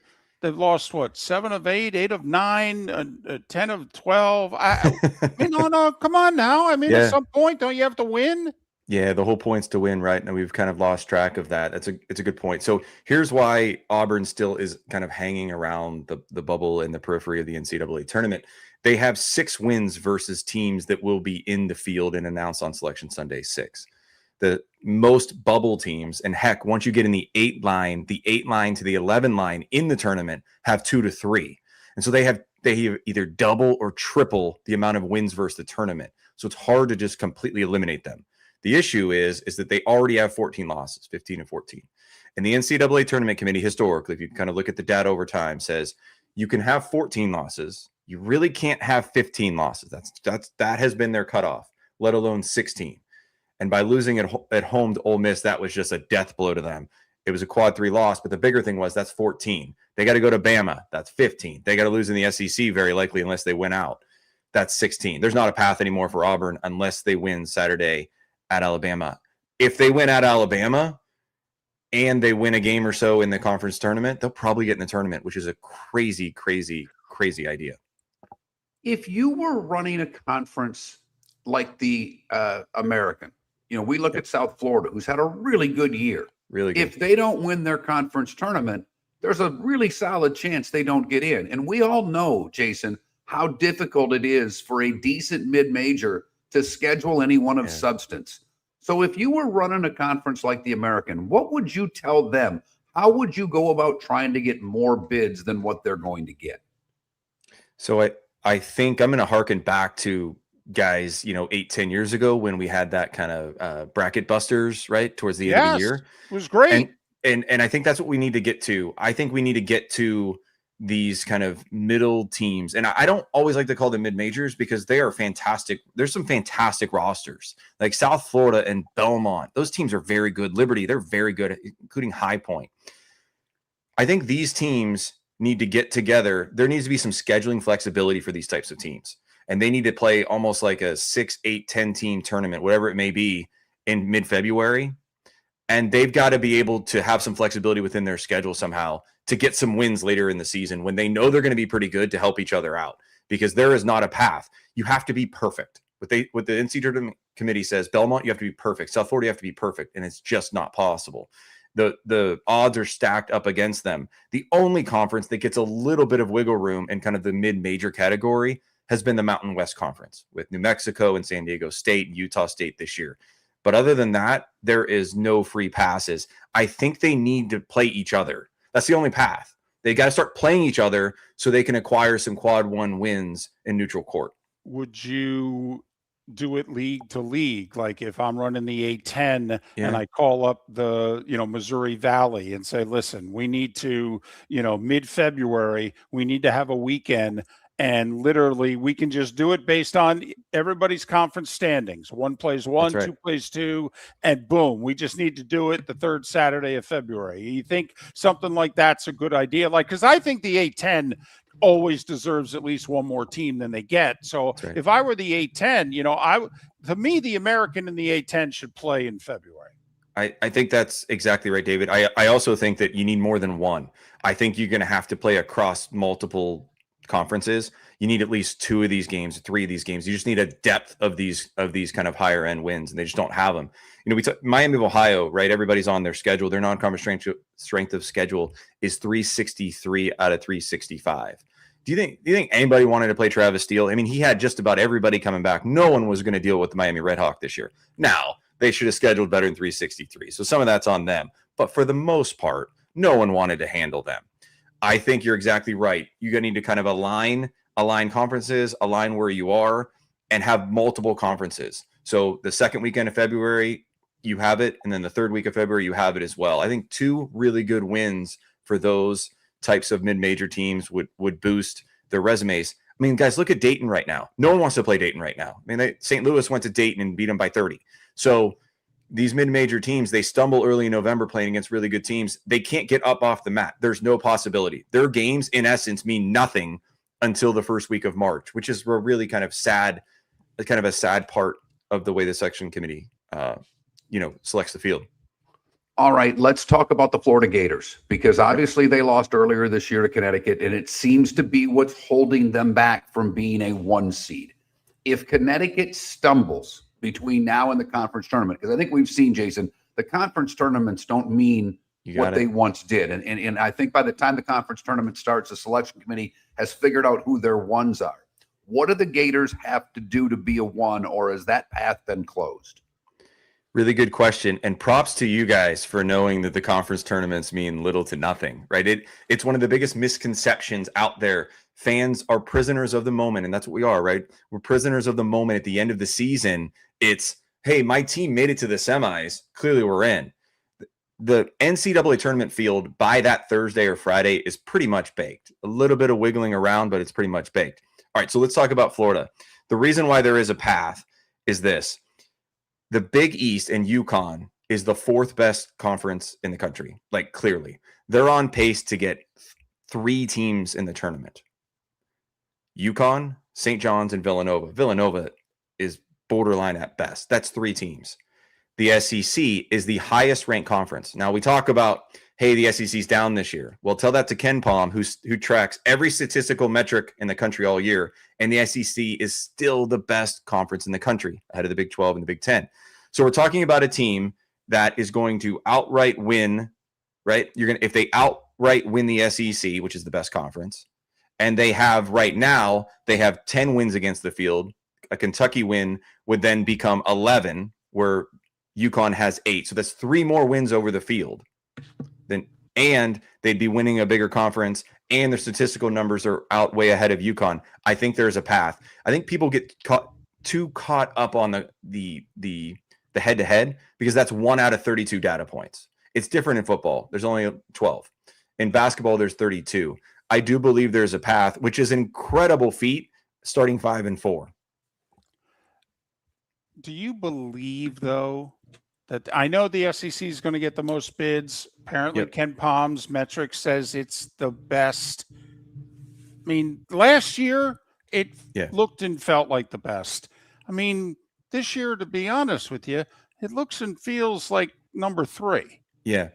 I think the Big 12 is the best conference when you kind of look at the top portion of the Big 12. And hey, kudos to UCF for hanging in there. An incredible season for UCF. Like, you got to give credit to Dawkins and crew. I think the Big 12 is probably the best. I agree. I've always regarded the SEC as the 3rd best this year. A lot of good teams. They're going to have a lot of bids, probably 10 bids. Auburn would be the 11th. I just don't think they're getting in, like we said. I think it's 3rd, but I think there's still some value. There's still a huge gap between the SEC regarding the SEC versus the Big East. I still think there's a path for Florida. There's just so many incredible wins there. And keep in mind, UConn lost at home to Creighton. I mean, that is historically not a game. I mean, Creighton's not even anywhere near the bubble. That is a really bad loss, and that has opened the door for Florida. There is a possibility. It's going to be whether they can include the conference tournament or not. Jason Carmello, Big Underdog Blog. Big Underdog Blog also is part of Bustin' Brackets. Follow him on X, Big Underdog Blog. Big All right, Jason, we are Underdog Blog. looking forward to the second week of the tournament, because this year seems top heavy. I'm sure there are going to be upsets. There always are. But do you see a team right now that's a 5 seed or lower that can make its way to a Final Four? Because from where I sit, it seems to be top heavy. There seems to be a handful of teams that can make it to a Final Four, and I don't see a 5, 6, 7 seed making a run. Do you? I think Arkansas is really good. I think Arkansas is the team. Acuff has been fantastic. He's getting better by the day. I'd say Arkansas has the ability and the parts and pieces and the experience right? Kind of the blend of youth and experience. I think Arkansas could do it. I think if you look at, I think BYU was on the path. Saunders got hurt, so that closed the door for BYU. They were we seeded. I would also go at Tennessee. And I know everybody's kind of down on Tennessee and Rick Barnes, but they have a consistency about them. They still have good experience guard play. Akpar is a really good big guy. Arkansas and Tennessee, I think, have the ability to go far. We start to kind of zoom out and look at other parts and pieces. It's a team that's been wildly inconsistent, and their head coach has been wildly inconsistent. But UCLA has a roster that absolutely has a chance to go to an Elite Eight. If you get to an Elite Eight, you're one game away. They've got Donovan Dent is one of the best point guards in the country. At times he'll get 12, 15 assists. And Tyler Bilodeau is one of the best shooters in the country. So kind of out west, a team that's probably hovering around that 10 line, UCLA absolutely could make an Elite Eight. Well, what was it? 3 years ago, they were in the play-in as an 11, and they lost in the Final Four That's right. on a buzzer beater. So he's done it before. Okay. So is there any of the mid or smaller conferences that can get more than one bid? The obvious is the MAC. If Miami of Ohio loses to a lot of people think Akron's going to beat them in the conference tournament. Let's just say they're 33-0, 34-0, and they get beat by Akron. MAC get 2? Yes, MAC gets 2. I always felt that if Miami of Ohio had anything less than a 3 in the loss column on Selection Sunday, they're getting in. They're getting in. Well, and good for them because they deserve it. When you win all these games, and you're right, the strength of schedule is not there, but to go undefeated this long in Division I college basketball, they're the only one, and they've got to be rewarded for that. Of the 2 seeds, and we kind of know who the ones are right now with Connecticut in there. I think Florida's pretty solid, but Houston and Iowa State have kind of slipped a little bit. I don't know which Big Ten team you think is the other 2, if you indeed think one of them is. Sparty's played good the last couple of weeks, but they've been inconsistent. Who are the 2s right now? Well, Florida sits on the front of the 2 line, right? Florida's there. I think Sparty right now has the best resume. They are charging after wins at Purdue and Indiana. That's a really good week for a road team in the Big Ten. I think Sparty's there. Iowa State, you just can't look away from the high-end wins that Iowa State has had. And then Houston's kind of carried by their metrics, and we have to be careful that we don't fall in love with all the metrics and the numbers at this time of year, but the numbers say that Houston's fantastic. Unbalanced schedule in the Big 12 hurts them a little bit. They weren't able to kind of have as many top tier games as some of the other teams. I'd say Houston's probably up there on the 2 line as well. So I'd go right now, Florida, Michigan State, Iowa State, and Houston. Illinois is kind of sitting right there in the wings. And I got to tell you what, guys, Texas Tech is not backing away. I think Grant McCasland, you talk about coaching, Grant McCasland is one of the best coaches in the country. If I had to start a program, I'd go with Dusty May and Grant McCasland. They lost JT Toppin. He was Big 12 Player of the Year last year, on pace to do it again this year, and they haven't missed a beat. I mean, they are incredibly well coached, very organized, and Anderson's a second-team All-American. I'll pause for 1 second. David, to answer your question before, I think the Atlantic 10's getting 2 bids. I think Atlantic 10's getting 2 bigs. I think someone's beating St. Louis, and potentially maybe VCU sneaks in. Manhattan 30 years ago got an at-large. Is there any chance for Liberty, who's undefeated in Conference USA? I mean, High Point, any chance or no? I don't think so. I think the kind of the quote unquote smallest of the schools that they would kind of give an at-large to is probably around that VCU world. That's probably where we cut it off. Belmont was charging, but they lost over the weekend to Illinois State. Jason Carmello. Big Underdog blog, and that's where you follow him on X. He also contributes to Bustin' Brackets. Hey, can we do this again? Hey, just let me know. Happy to come back. Jason Carmello joining us on Miller and Moulton. Jason, you were terrific. All the best. Talk to you soon, and by soon, it could mean by Friday. Miller and Moulton, Diamond District bonus hours coming up. Do you have a sleep problem but don't want to wear a CPAP mask? This is Mark Miller for Sleep Treatment Direct. The mask wasn't working for me, and I didn't think I had an alternative. I do. We all do. They have such simple alternatives with greater success than the mask. Visit sleeptreatmentdirect.com. That's sleeptreatmentdirect.com. And if you are like me and your CPAP machine isn't working for you, it's time for a change. Call 239-444-1741. That's 239-444-1741. Sleep Treatment Direct. Sleep safe. and sound. The Cape Coral Police Department is growing and they want you to be a part of it. They're hiring new officers. Starting pay is between $74,000 and $90,000 depending on your experience. And with a $10,000 hiring bonus, you could be making $100,000. Enjoy paid holidays, off-duty details, plenty of OT opportunities. They're also hiring dispatchers and professional staff. So go to capecops.com. capecops.com. Be brave, be best, be Cape. The fun is happening now at the Southwest Florida Ag Expo. Bring the whole family. Thrilling midway rides, delicious fair food, good old-fashioned Florida fun. Experience agriculture up close. Meet the farm animals. Celebrate a community's roots. Live entertainment, family activities all day long. All under one roof at the Mike Greenwell Regional Park, formerly the Lee County Civic Center. Get details and daily schedules at swflagexpo.com. That's swflagexpo.com. Your roof is your home's first line of defense. At Pelican Roofing of Florida, Ronnie John and their team bring years of experience to protect what matters most, your family and your business. From residential repairs to large-scale commercial roofing, we deliver honest work, fair pricing, and quality you can trust. An upgrade on your roof can lower your insurance costs. Don't wait for a leak to turn into a disaster. Call the experts at Pelican Roofing today. 1-866-9-PELICAN. That's 1-866-9-PELICAN. Online at pelicanroofingcompany.com. CCC 1332512. Let's talk the big differences between Floormeisters and the big box store that sells flooring. Floormeisters is family owned. They do flooring, not doors, nuts and bolts, or weed killer. They specialize in it. They know it. Floormeisters backs their installer, so if there's ever an issue, good chance the boss, TJ, will come out and make it right.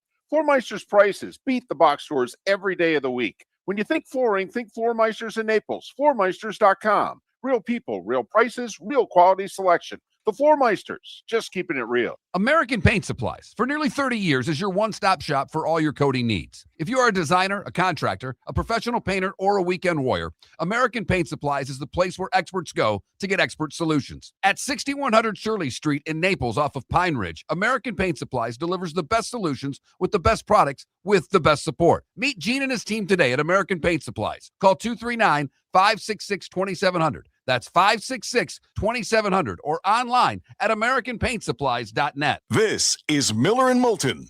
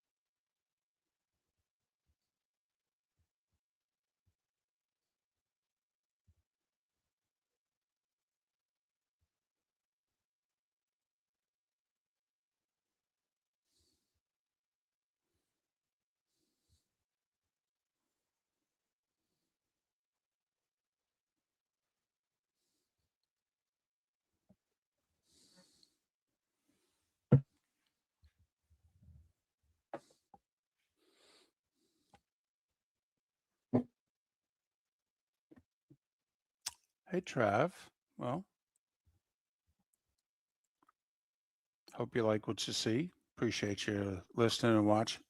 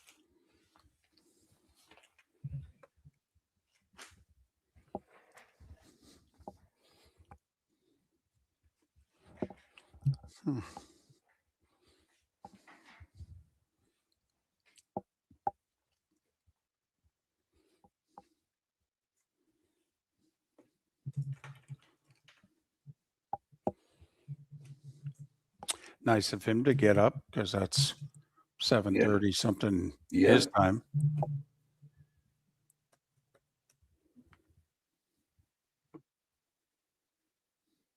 He's good too. Very good. Meanwhile, I like Shelby, and Shelby was great to us for a lot of years. Shelby was, Well, once he had the stroke. yeah, he was tough. Yeah. He was, I mean,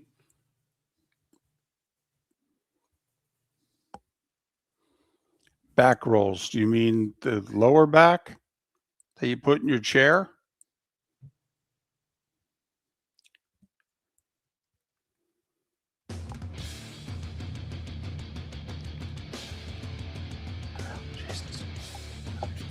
You're listening to Miller and Moulton, coming at you from the Floor Meister Studios. Floor Meisters, keeping it real. And now, here's Mark Miller and David Moulton. It is the Diamond District bonus hour, fourth and final hour of Miller and Moulton on this first Tuesday of March. Thanks so much for being with us. Miller and Moulton, millerandmoulton.com, Miller_Moulton on X. National Cold Cut Day. Which one's your number one? Turkey, ham, roast beef, salami. I got to admit, I'm a little surprised by this. I mean, turkey's getting 46% of the vote, which I thought it would win, but I thought roast beef would be a little closer. And ham and salami are in a deadlock. I thought salami was going to be in that 10% area. I knew it was a last place finisher when I put it on there.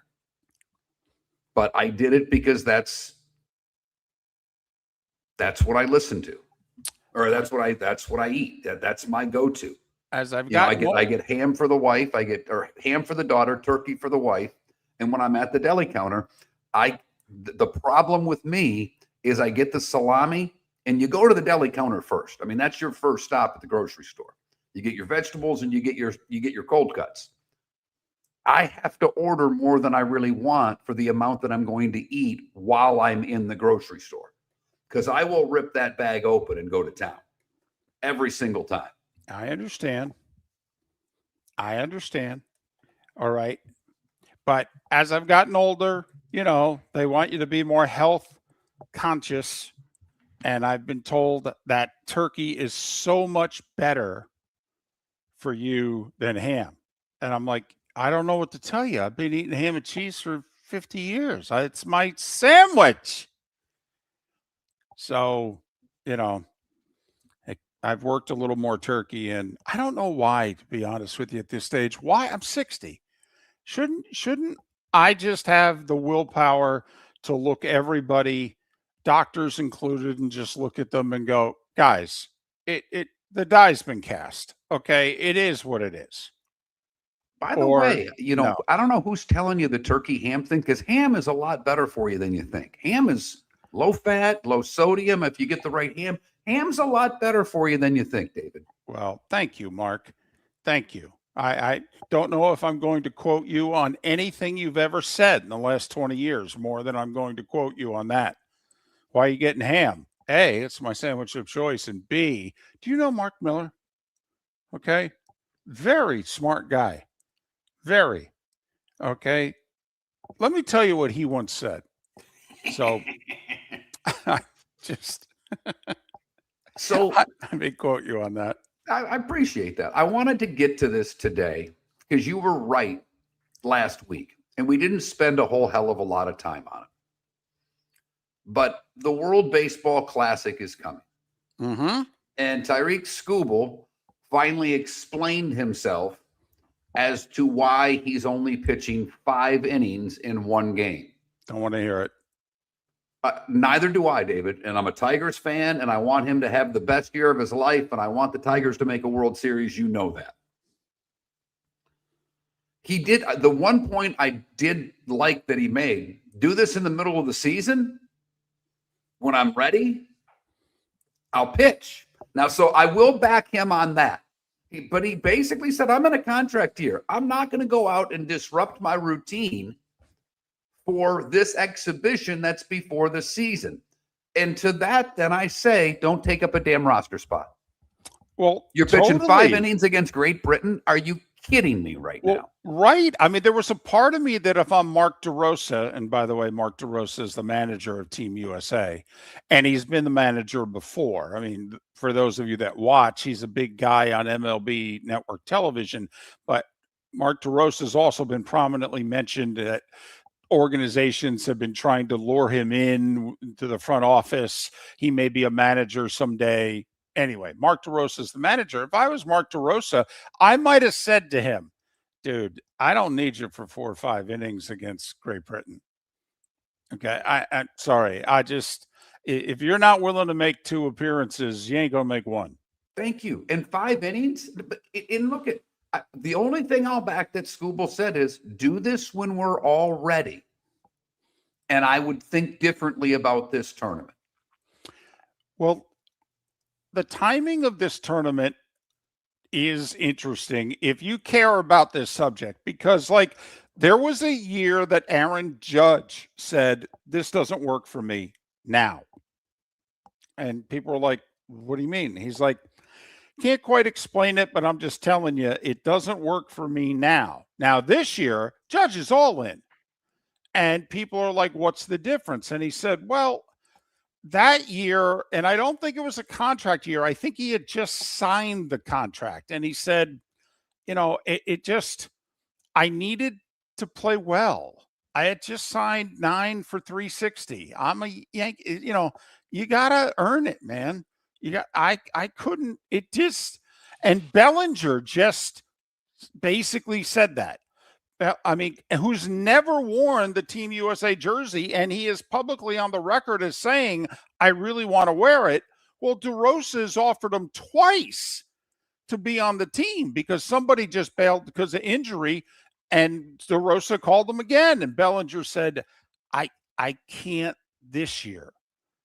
And DeRosa's like, well, we only do this every 3 years. He goes, yeah. He goes, tell you what, love to do it in the Olympics in 28.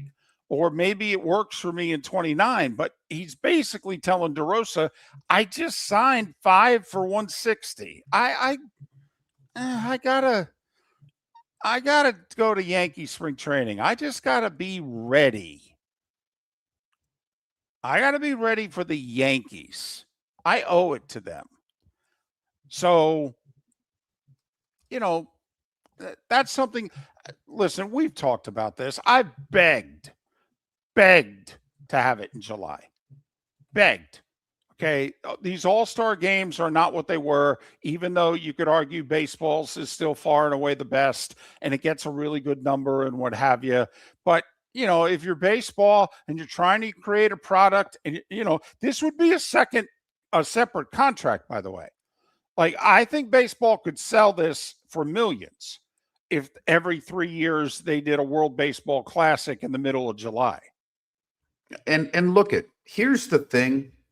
I don't know. Baseball fan, you're going to have to help me out. I like baseball, but baseball's not my first choice for a sport. But when it comes to basketball and hockey, we've been doing this at the Olympics for a long time. Obviously, with the anniversary of the 46th anniversary on the same day of the 80 Olympic team beating Russia, beating Canada that day. I mean, that was a remarkable coincidence that it worked out that way. But all of the hockey players have Olympic memories, whether the U.S. won or lost. They remember Crosby's golden goal. So the players are all familiar with the Olympics. The basketball players all know about the Dream Team, and there's history there. It's going to take, to me, David, a generation of the World Baseball Classic for the next generation of players to have, particularly American players, but to have seen and appreciate this tournament to get into it. At the end of the day, I'm more like Seth. I'm fine with what you're talking about in July. I would lean to what Seth wants, and that's doing it in November when the season's over. You know, the fact that the hockey tournament did this midseason is remarkable. And you know what all the reports are coming out about hockey? You're not going to see any extra ratings because of the Olympics. That's what history showed us. Right. And early returns are not that great. Okay. Now, some of the matchups haven't been great either, but early returns are not that great. Now, I do think it's helped at the gate in certain Yes. places. I do. Okay. And but ESPN has done a hell of a job of promoting. You know, if you watch the promos, it's Jack Hughes, Quinn. I mean, they're Getzel. They're trying like hell yes, they are. to promote the U.S. guys that won gold, and I give them the utmost credit for that. Okay. The Four Nations was in February. The World Baseball Classic would be in November. Huge difference. Okay. Even though both were held predominantly in the middle of the week, which is great. Obviously, you want to hold it on days when people are doing what? Not watching football. The Four Nations had the benefit of football was over. The World Baseball Classic would be trying to get eyeballs in November, even playing during the week. But, I mean, what are you going to do? Make sure America plays just on Tuesdays and Wednesdays? No, David, it's a great point. I just don't see any benefit to baseball owners shutting the season down for 2 weeks or 3 weeks or whatever it would take. I mean, the season's already, they've elongated the season in such a big way that we're starting here in March, for crying out loud. So are you going to start the season March 1st? I mean, what? Help me out to get the 162 in, or are you suggesting you play 152 or 154 in a World Baseball Classic year? Well, the owners would never go for that. We need to be realistic. So, but here's the deal. What I would make if I'm Manfred, and by the way, I'm heading out the door, but this is the deal I would make. We're doing the Olympics in 28. We're doing it. We're all in. We're going to do it. And then we're going to see what the legs are from the Olympics. We're going to see, did that help us? Okay, the rest of the summer. All right, did that help us? Because what the other thing that's happened for hockey, okay, the whole bunch of people now, we know their names who play hockey. Now, the hockey people knew them, but 99% of America didn't. Okay, that's a clear benefit of the Olympics, name recognition in sports that need stars. Okay. Hey, what's the thing baseball players have complained about forever? Okay. That basketball knows how to market their players. Everybody knows who plays football. Nobody knows who we are. Playing in Olympics in the United States in July of 28 and tell me we won't know who you are. Great point, David, because what are you bringing in the Olympics? You're bringing in the casual fan.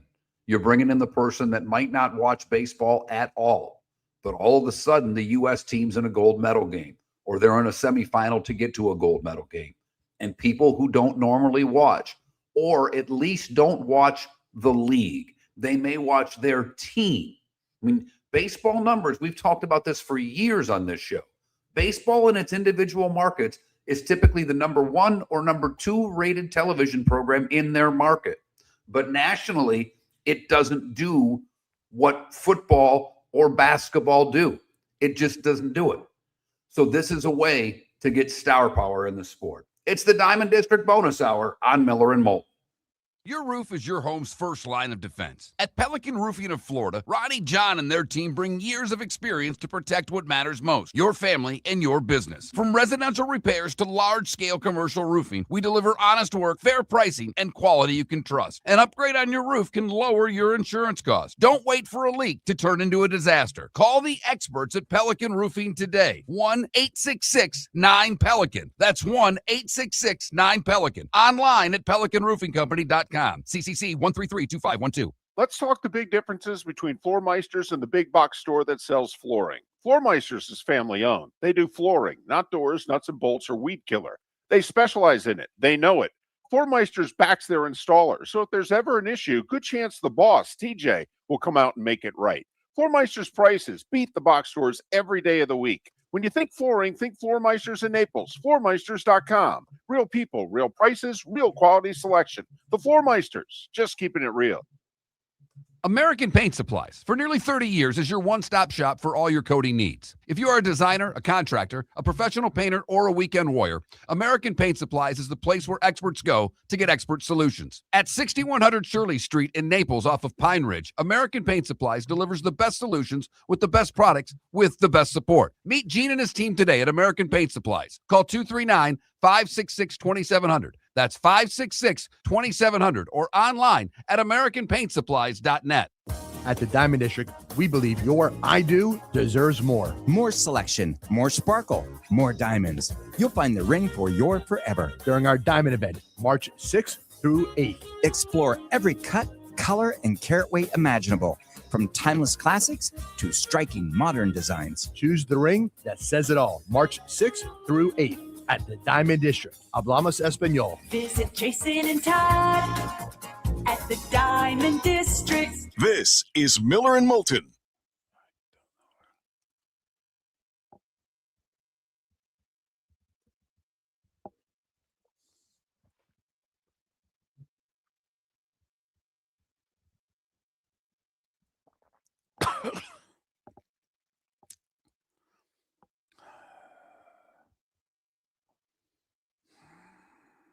Not the right time for the wrong pipe. Yeah.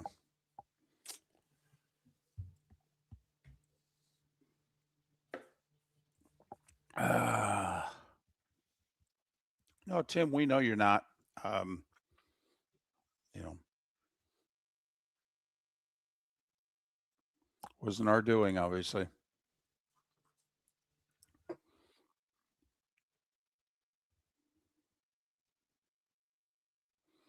And iHeart won't give you the 9 o'clock hour. Twitch and YouTube are the only things out there that are going to give you the 9 o'clock hour. Apparently on Tuned In Radio, and they have an app, or Tune In Radio, you can listen to our Tampa affiliate for all 4 hours, Which is 10:10 yes. a.m.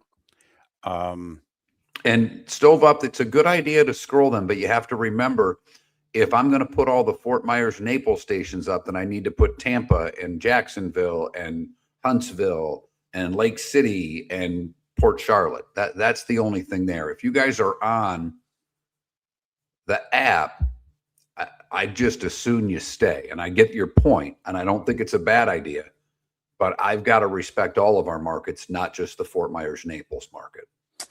And the reason that I just mentioned iHeart, which, yes, only carries us till 9, is that Tim had said he had trouble hearing us at 6:30 in the morning. So, but yes, Twitch and YouTube is the way to go. They carry all 4 hours, and, we haven't heard any problems from anybody if you get the show through those 2 apps.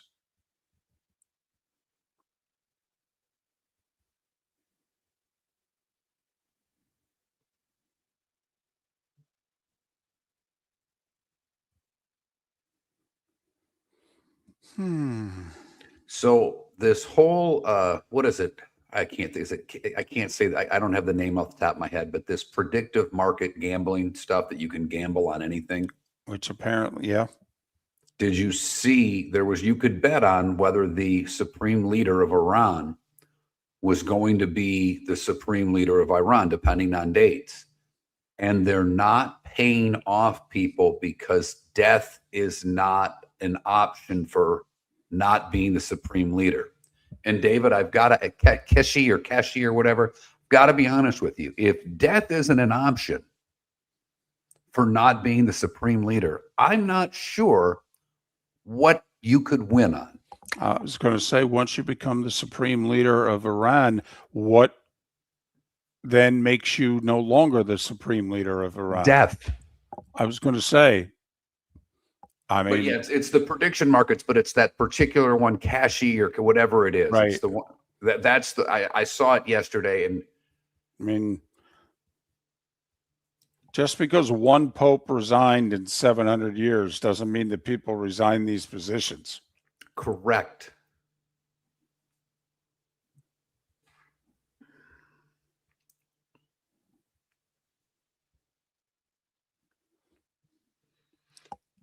Well, I think people are used to it in their car, left Twix, quite frankly. That's, people are used to what they're used to. Used to getting in their car and hitting a button. And some people like to have their phone separate from their music. I get it. I got my first bill from Sirius yesterday in a while that, my $24.95 canceled immediately. And we're back to $5.99 a month. There you go. Without even, in fact, they offered $6.99. I said no. What if we do it at $5.99? And the only reason, because I'm not even driving my car, I'm not even listening to it. But Jake's going to be taking care of me for a week, and from the drive from Fort Myers to here and back, I thought he should at least have it, even though he'll probably put his phone on anyhow.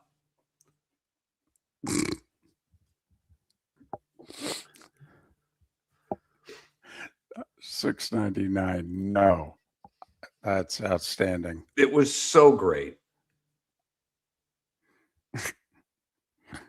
That's when, if I'm serious, the person on the other end, I go, hold on a second. Can you believe that we're taking this guy from $24.95 to $6.99 and he wants it lower? You're listening to Miller and Moulton. And now, here's Mark Miller and David Moulton. 21 minutes past the hour. Diamond District bonus hour. Miller and Moulton, millerandmoulton.com, Miller_Moulton on X. Thanks so much for being there. National Cold Cut Day.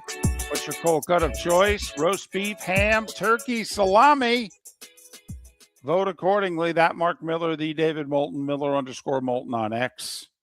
In shocking development, David, salami currently beating ham. And I know you won't be as bothered by this as you were yesterday. If the NFL Combine, our question yesterday was, what did you watch the most of over the weekend? Golf, basketball, hockey, the Combine.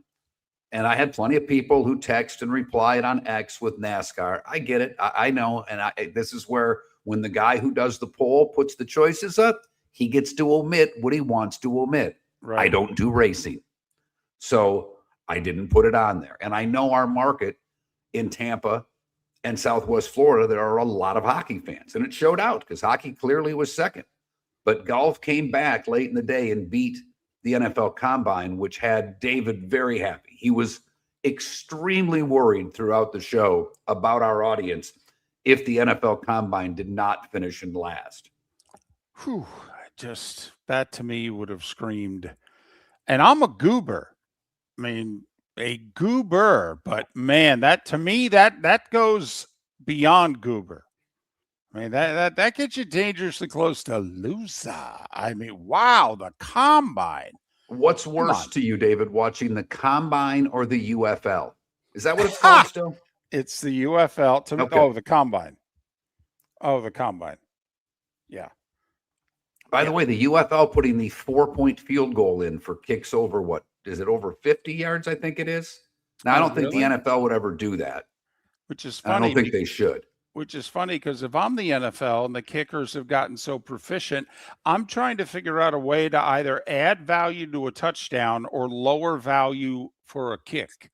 Seriously. Well, I'm with you, David. I would narrow the goalposts. I would. I mean, there's nothing I wouldn't. First off, they need to get rid of the K-ball. It seems to me to be an easy fix.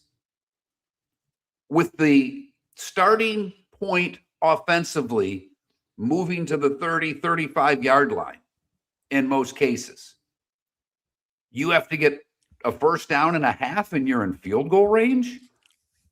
I guess since now a field goal, 2 generations ago, you go to the 70s and 80s, I mean, they missed extra points regularly. Never mind field goal. I mean, there were not a lot of kickers that would hit 70% field goals. I mean, 60% was considered, pretty good kicker. Now, to me, I don't know if I'm comfortable, Mark, with 3 field goals having more value than a touchdown. Well, do you like the idea of narrowing the goalposts? Yeah. I mean, what would you, because I'd like to, I think the K-ball's got to go. I truly do. And think about the other thing that's happening in the league, David. What are they building in Cleveland? What are they building all over the place? Oh, sure. Domes. We're going to make Mhm. it easier and easier for the kicking game. Is today the day they break ground in Cleveland, or did they do that yesterday? I think they put a shovel in the dirt either yesterday or today for the domed stadium that Browns ownership is building. But is this too gimmicky? I mean, I don't have a problem with the kickoff, by the way. Now that we're a couple years in, is the kickoff really bothering people that much? Yeah, No, looks we're different. getting more plays. They're returning it. Yep. I mean, I've got Right. no problem with it. But, the only point I'm making is that starting field position's never been better. Well, correct. But I just wanted to address one thing first. We radically changed the look and the feel of the kickoff. The first year, there were way too many touchbacks. They made an adjustment. Now, people were okay with it last year, right? The ball was in play a lot more. You're right. Field position, starting field position, pretty good, which makes a field goal even easier. Okay. Is it too gimmicky to start assigning value depending on the length of the field goal? I mean, should a 23-yard field goal be worth the same as a 60-yard field goal? It's, I mean, I never really thought of it that way, but what if it were 2 points Well, inside of 30 yards? Well, not 3 points. I would reduce it before I'd make a 4-pointer, if you know what I mean. Well, I think I'm willing to even push it much further back than that. I'm not so sure I want it worth 3 points until we get at least beyond 40 yards. Okay. So 2 inside of 40, 40 to 50 is 55 is 3 points. 40 to 60 is 3. I mean, I don't know. Is it anything beyond that 3, or is there a 4-point play in your way? No, I don't want a 4-point field goal. I mean, hell, they're kicking. The guy in Dallas, there's a couple of them in which literally get to midfield. The guy in Jacksonville, and they're like, "Nah, he can make it from here." You got to be kidding me. No. And I talked to Westhoff the other day, Mike Westhoff, former special teams coach. He's a guy that fought cancer and won, so he's checked in on me from time to time.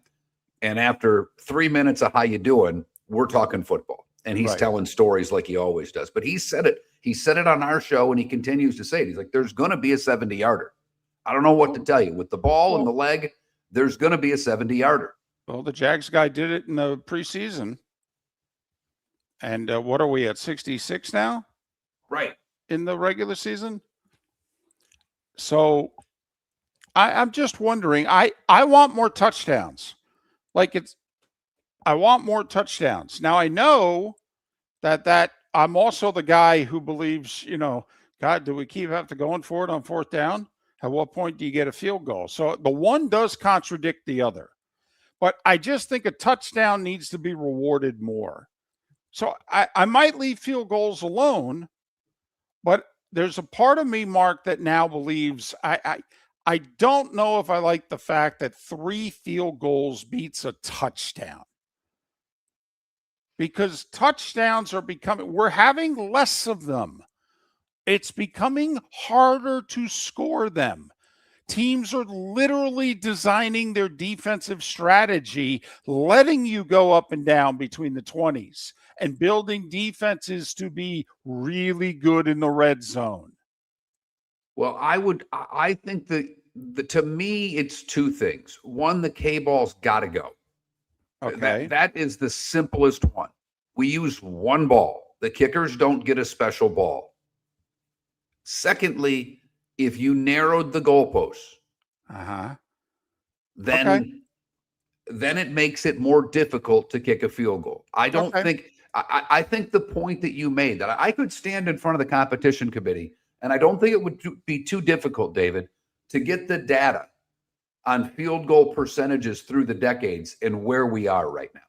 Just how easy it's become for these kickers. Well, also, we've made it easier. You can't hit the snapper, from a protection standpoint. And so, yeah, we've made it. The field conditions, the ball, and the kickers, quite frankly, have never been better. They're fantastic. And so I just don't know. I mean, we just had a Super Bowl where Seattle was fine. Oh, we're in field goal range. They ain't scoring. Just, kill 2 minutes off the clock. Let's kick a 36-yard field goal. And, I mean, I come from a generation where in high school, there wasn't field goals kicked. Right. You went for it. You didn't have a field goal kicker, period. Now high school kids are kicking 50-yarders for crying out loud. And it's funny, I'm not a fantasy guy, Mark, but I would think, those that are in fantasy, aren't there being less touchdowns scored? The data the last 2 years, there's more field goals and less touchdowns. Doesn't that affect fantasy? It's actually why I like DraftKings. When you do the daily fantasy, kickers aren't a part of your roster. They don't even have them on there because it can swing things so greatly. So I don't know, just the thought. Is the field goal too easy? Is it worth too much? I don't know. Something to talk about. National Cold Cuts Day. What's your go-to? Turkey, big lead over roast beef, ham and salami in a dead heat. Miller and Moulton, the good, the bad, and the ugly. Today was the day when, and what's on tap. That's next.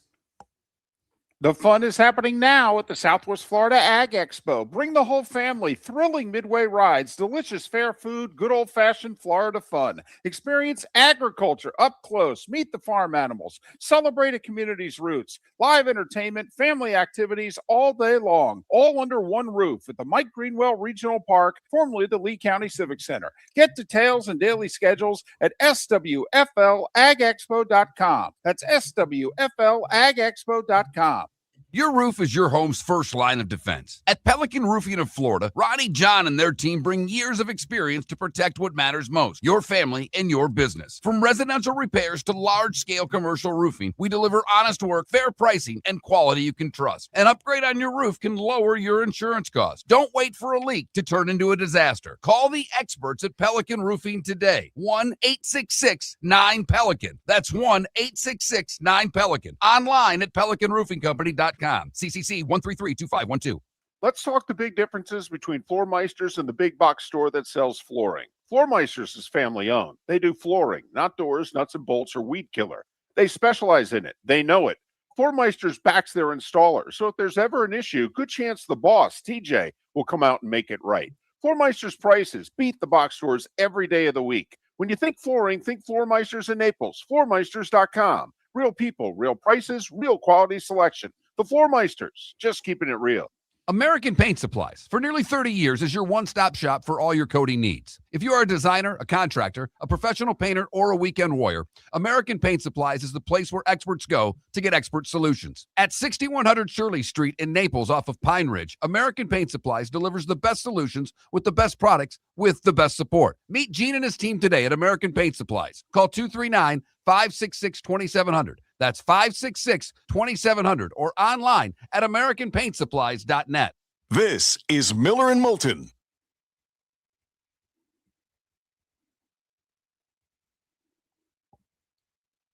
Deadstroke, that's actually my good today. Had it for yesterday, but I liked the saving the girl story a little better. I always try to have backups. Backups are, my wife has taught me backups are important. For her, mainly it's Ziploc baggies and things of that nature, but backups in life are good.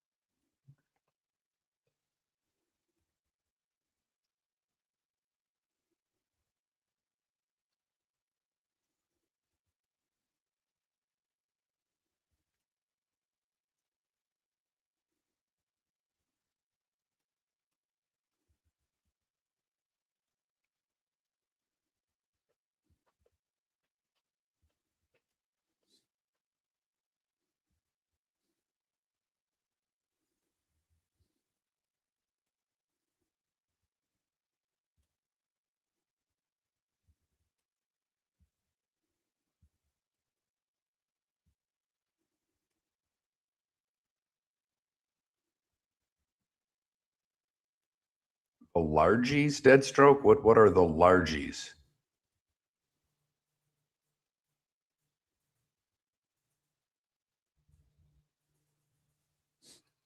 I've never caught anything really. I mean, I've caught a big mahi. Ah, gotcha. You went from swordfish to freshwater. You tricked me there. But I've never caught a swordfish or a tarpon. Those are both on my list. Although I don't know if I want to do the Port Charlotte rat race of catching a tarpon there. I know that's the best place. You can do it in the Keys with a lot less people around. That whole bumper boat thing during, the tarpon run doesn't sound enjoyable to me. And also I'm a harvester, not a fisherman.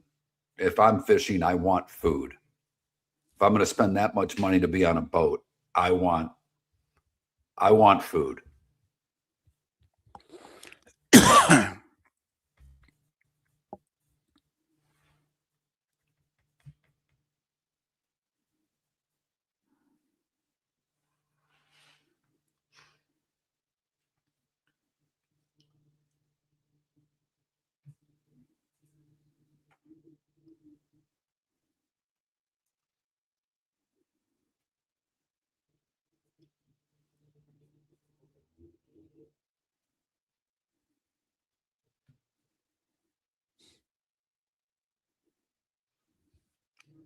I love the backwater fishing. I've never, ever caught a slot snook. I've caught a million snook. I've just never caught one I could get cleaned and eat. I remember when I was working, when it was 770 and I was doing mornings, and Joe Scott was still alive and on K-Rock in the mornings. And he had Captain Windy, who was a character who Gentry still does stuff with. Wendy says, I said, I'd never caught a slot snook. And Wendy went, you never had snook? Next day I had one. It wasn't legal, but he was a cracker and he got me a snook.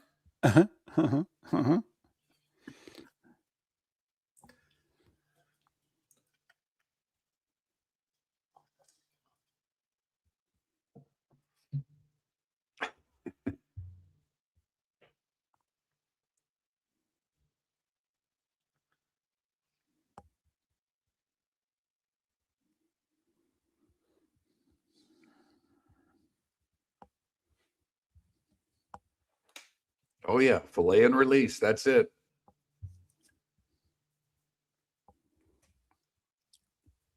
That's where I am, Deadstroke. I'd never. Yeah, that's about a 3-year-old story, Canada Relief. That was the walleye tournament in Ohio.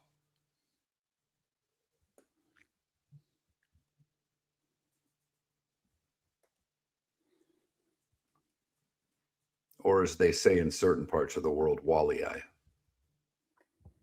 God, so good. That's so great. Northeast PA, new sports guy. I told him Carbondale. He pronounced it Carbondale.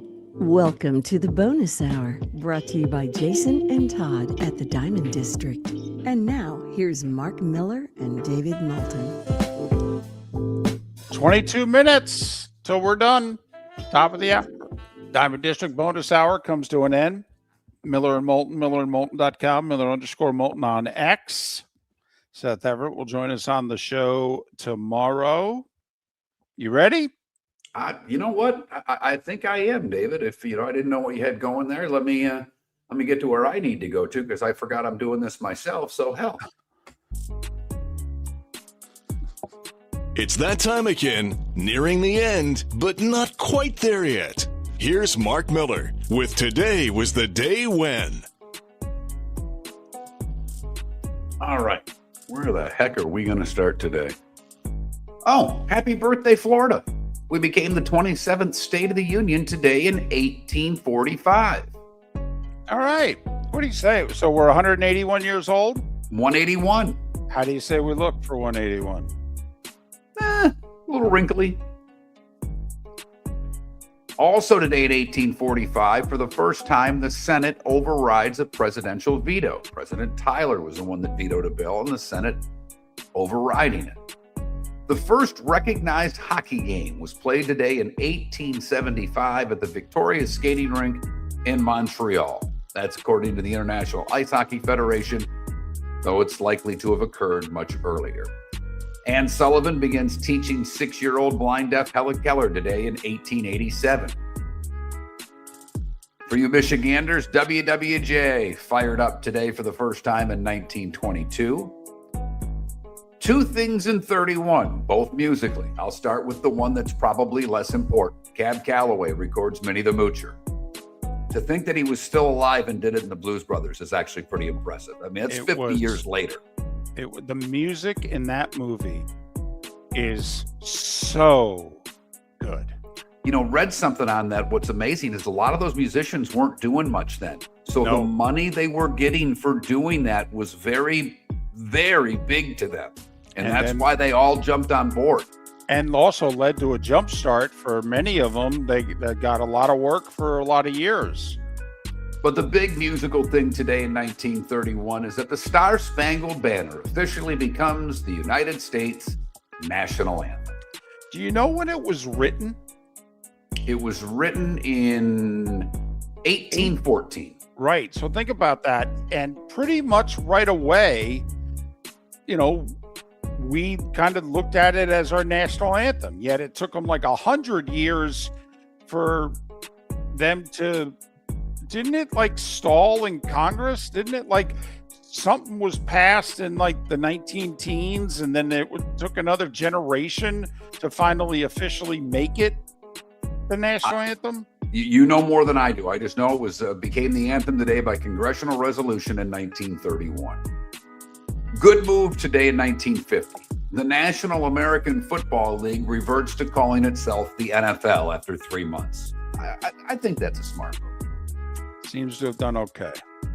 Presley's first Billboard Top 10, Heartbreak Hotel, today in 56. The show David would leave work to watch in 1985 premiered today, Moonlighting. Sybil Shepherd, Bruce Willis. It was a biggie on ABC. The chemistry between the two of them was exceptional. It really was. This was a biggie too. Metallica's third album, Master of Puppets, released today in 86. Today in 91, police officers in Los Angeles beat Rodney King. It would be a while later that the riots happened when the officers were acquitted. And today, 2 years ago, Caitlin Clark surpassed Pete Maravich to become the all-time Division I leading scorer. Alexander Graham Bell, Wee Willie Keeler, and Julius Boros would have all celebrated birthdays today. Jackie Joyner Kersey and Herschel Walker are both 64. Two pretty good athletes born on the same day. Amazing. Yeah. Amazing. Tone Loc is 60. I just say that because I want to make sure that David at some point sings Funky Cold Medina to his wife. I'm doing it in my head right now. I had to get that out before I told him that Brian Leach is 58. Jessica Biel, 44. Santonio Holmes is 42. And Hooper Jason Tatum is 28 years old today. What did I miss, David? You went very fast over Jessica Biel at 44, don't you think? Oh, I mean, no pause, no. I mean, okay, all right. I'm not against her. Oh, I hope not. Just thought she was worthy of a pause. That's all. Fair enough. Maybe I made a mistake. Time to see life a little bit differently. Here's Mark Miller with the good, the bad, and the ugly. What you got, Mark?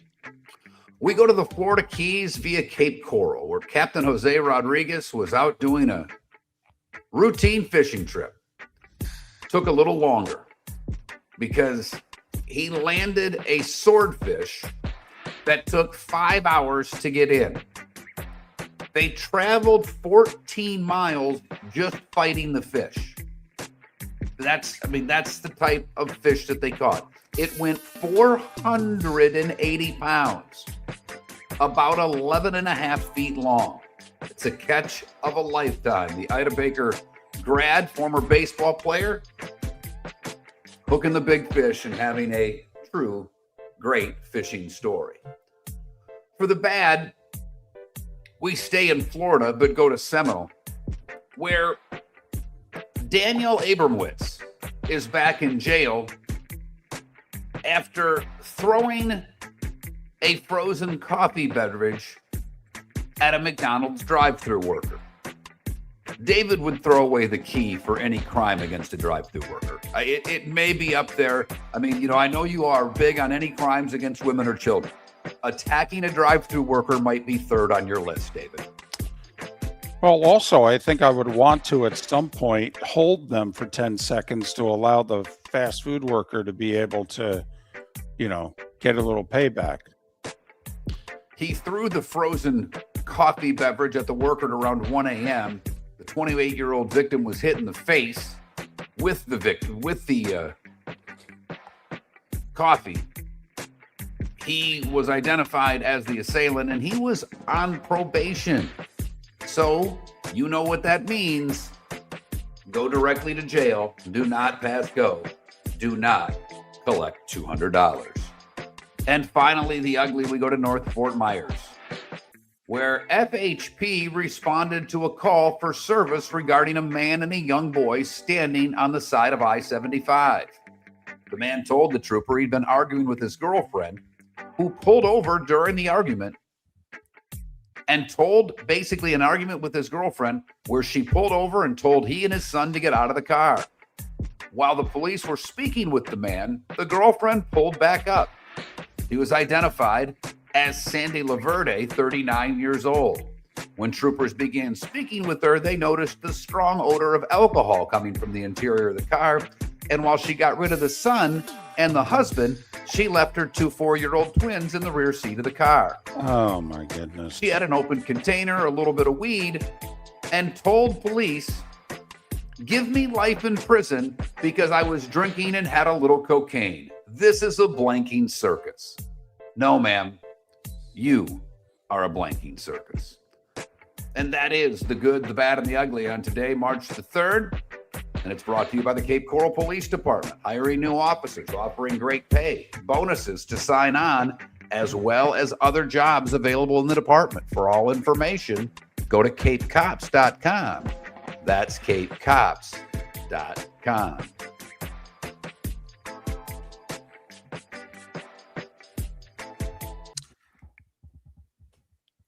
College hoops. Got a couple of conference tournaments, Sun Belt and the Patriot League, that get underway today as well. The Horizon got underway last night. A bunch of, big conference ranked teams that are playing, although I don't think we have any ranked teams playing each other. The Gators, would you lay the 23.5 at home against Mississippi State, who's not good? I actually think I would, David. If I was forced to bet it, I think that's the way I'd go. Man, if I'm Todd Golden, though, don't I have to? This is their last home game. Okay. For what it's worth. I know the big one was over the weekend when they humiliated Arkansas, and because they finished the regular season at Rupp over the weekend. It's the last home game. Don't you? I don't know. Don't you empty the bench tonight earlier? Yes. I don't know about earlier, but David, I think 6 through 10 could beat this team by 10 points. That's how bad Mississippi State is. No, I'm just wondering, do you play 10 through 15 tonight, if you know what I mean? They don't do that the way they once did in college hoop. No, they really don't. They don't. It's, the surrender by the visiting or the worst team, and they don't ever surrender early. So therefore, that's just kind of the unwritten rule of college hoop. We've got 3 system plays tonight, David. Alabama laying 1.5 at Georgia. It's a big one for the Dogs, but they're certainly outmatched in that game. Vanderbilt 6.5 at Ole Miss, and Kansas 5.5 at Arizona State. Ooh. On paper, David, they don't look good. That's all I'm saying. Well, and Tennessee, did you say Tennessee, South Carolina? Oh, I didn't. I'm sorry. I missed that one. So we got 4 system plays. Yeah, 8.5 for the Vols. Yeah, and South Carolina's terrible. Terrible. Did you see the stat that from like January 1st of 2025, and they did for football, men's basketball, and one, not women's hoops, obviously, and one other major sport, South Carolina men's athletics has won like 18% of their games in like their three major men's sports. Which would be baseball, basketball, football, right? Yeah, I don't know if baseball was on it, even though it should have been. But anyway, they had the stat. I think it was since January 1 of 2025. But it's a remarkable. Now, obviously, just the year before that, South Carolina just missed out on making the college football playoff.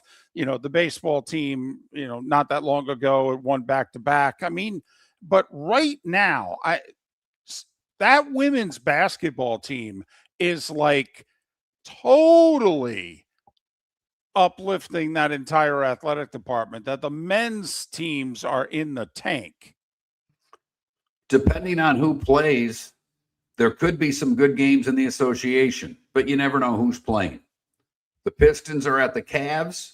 The Knicks are at the Raptors. Those both on paper should be good games.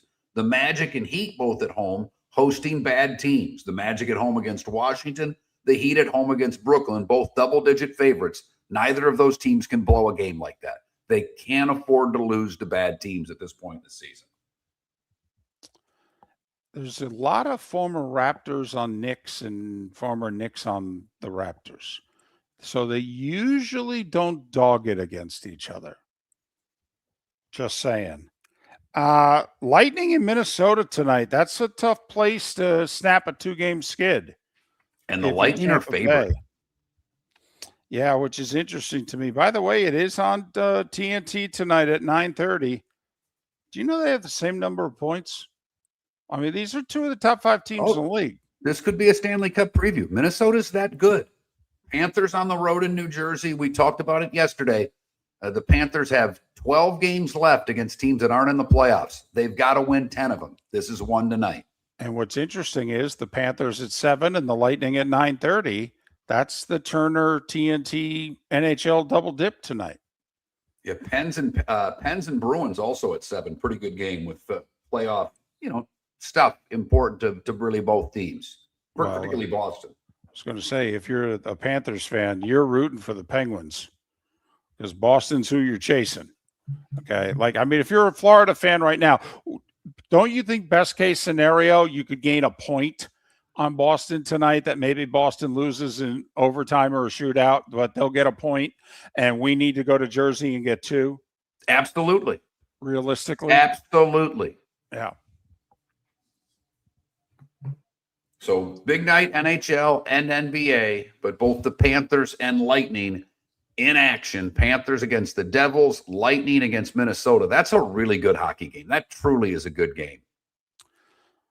I wonder if this is the year, although Gary Bettman seems dead set against it. I mean, the 3 best teams in the West are all in the same division, and it's not close.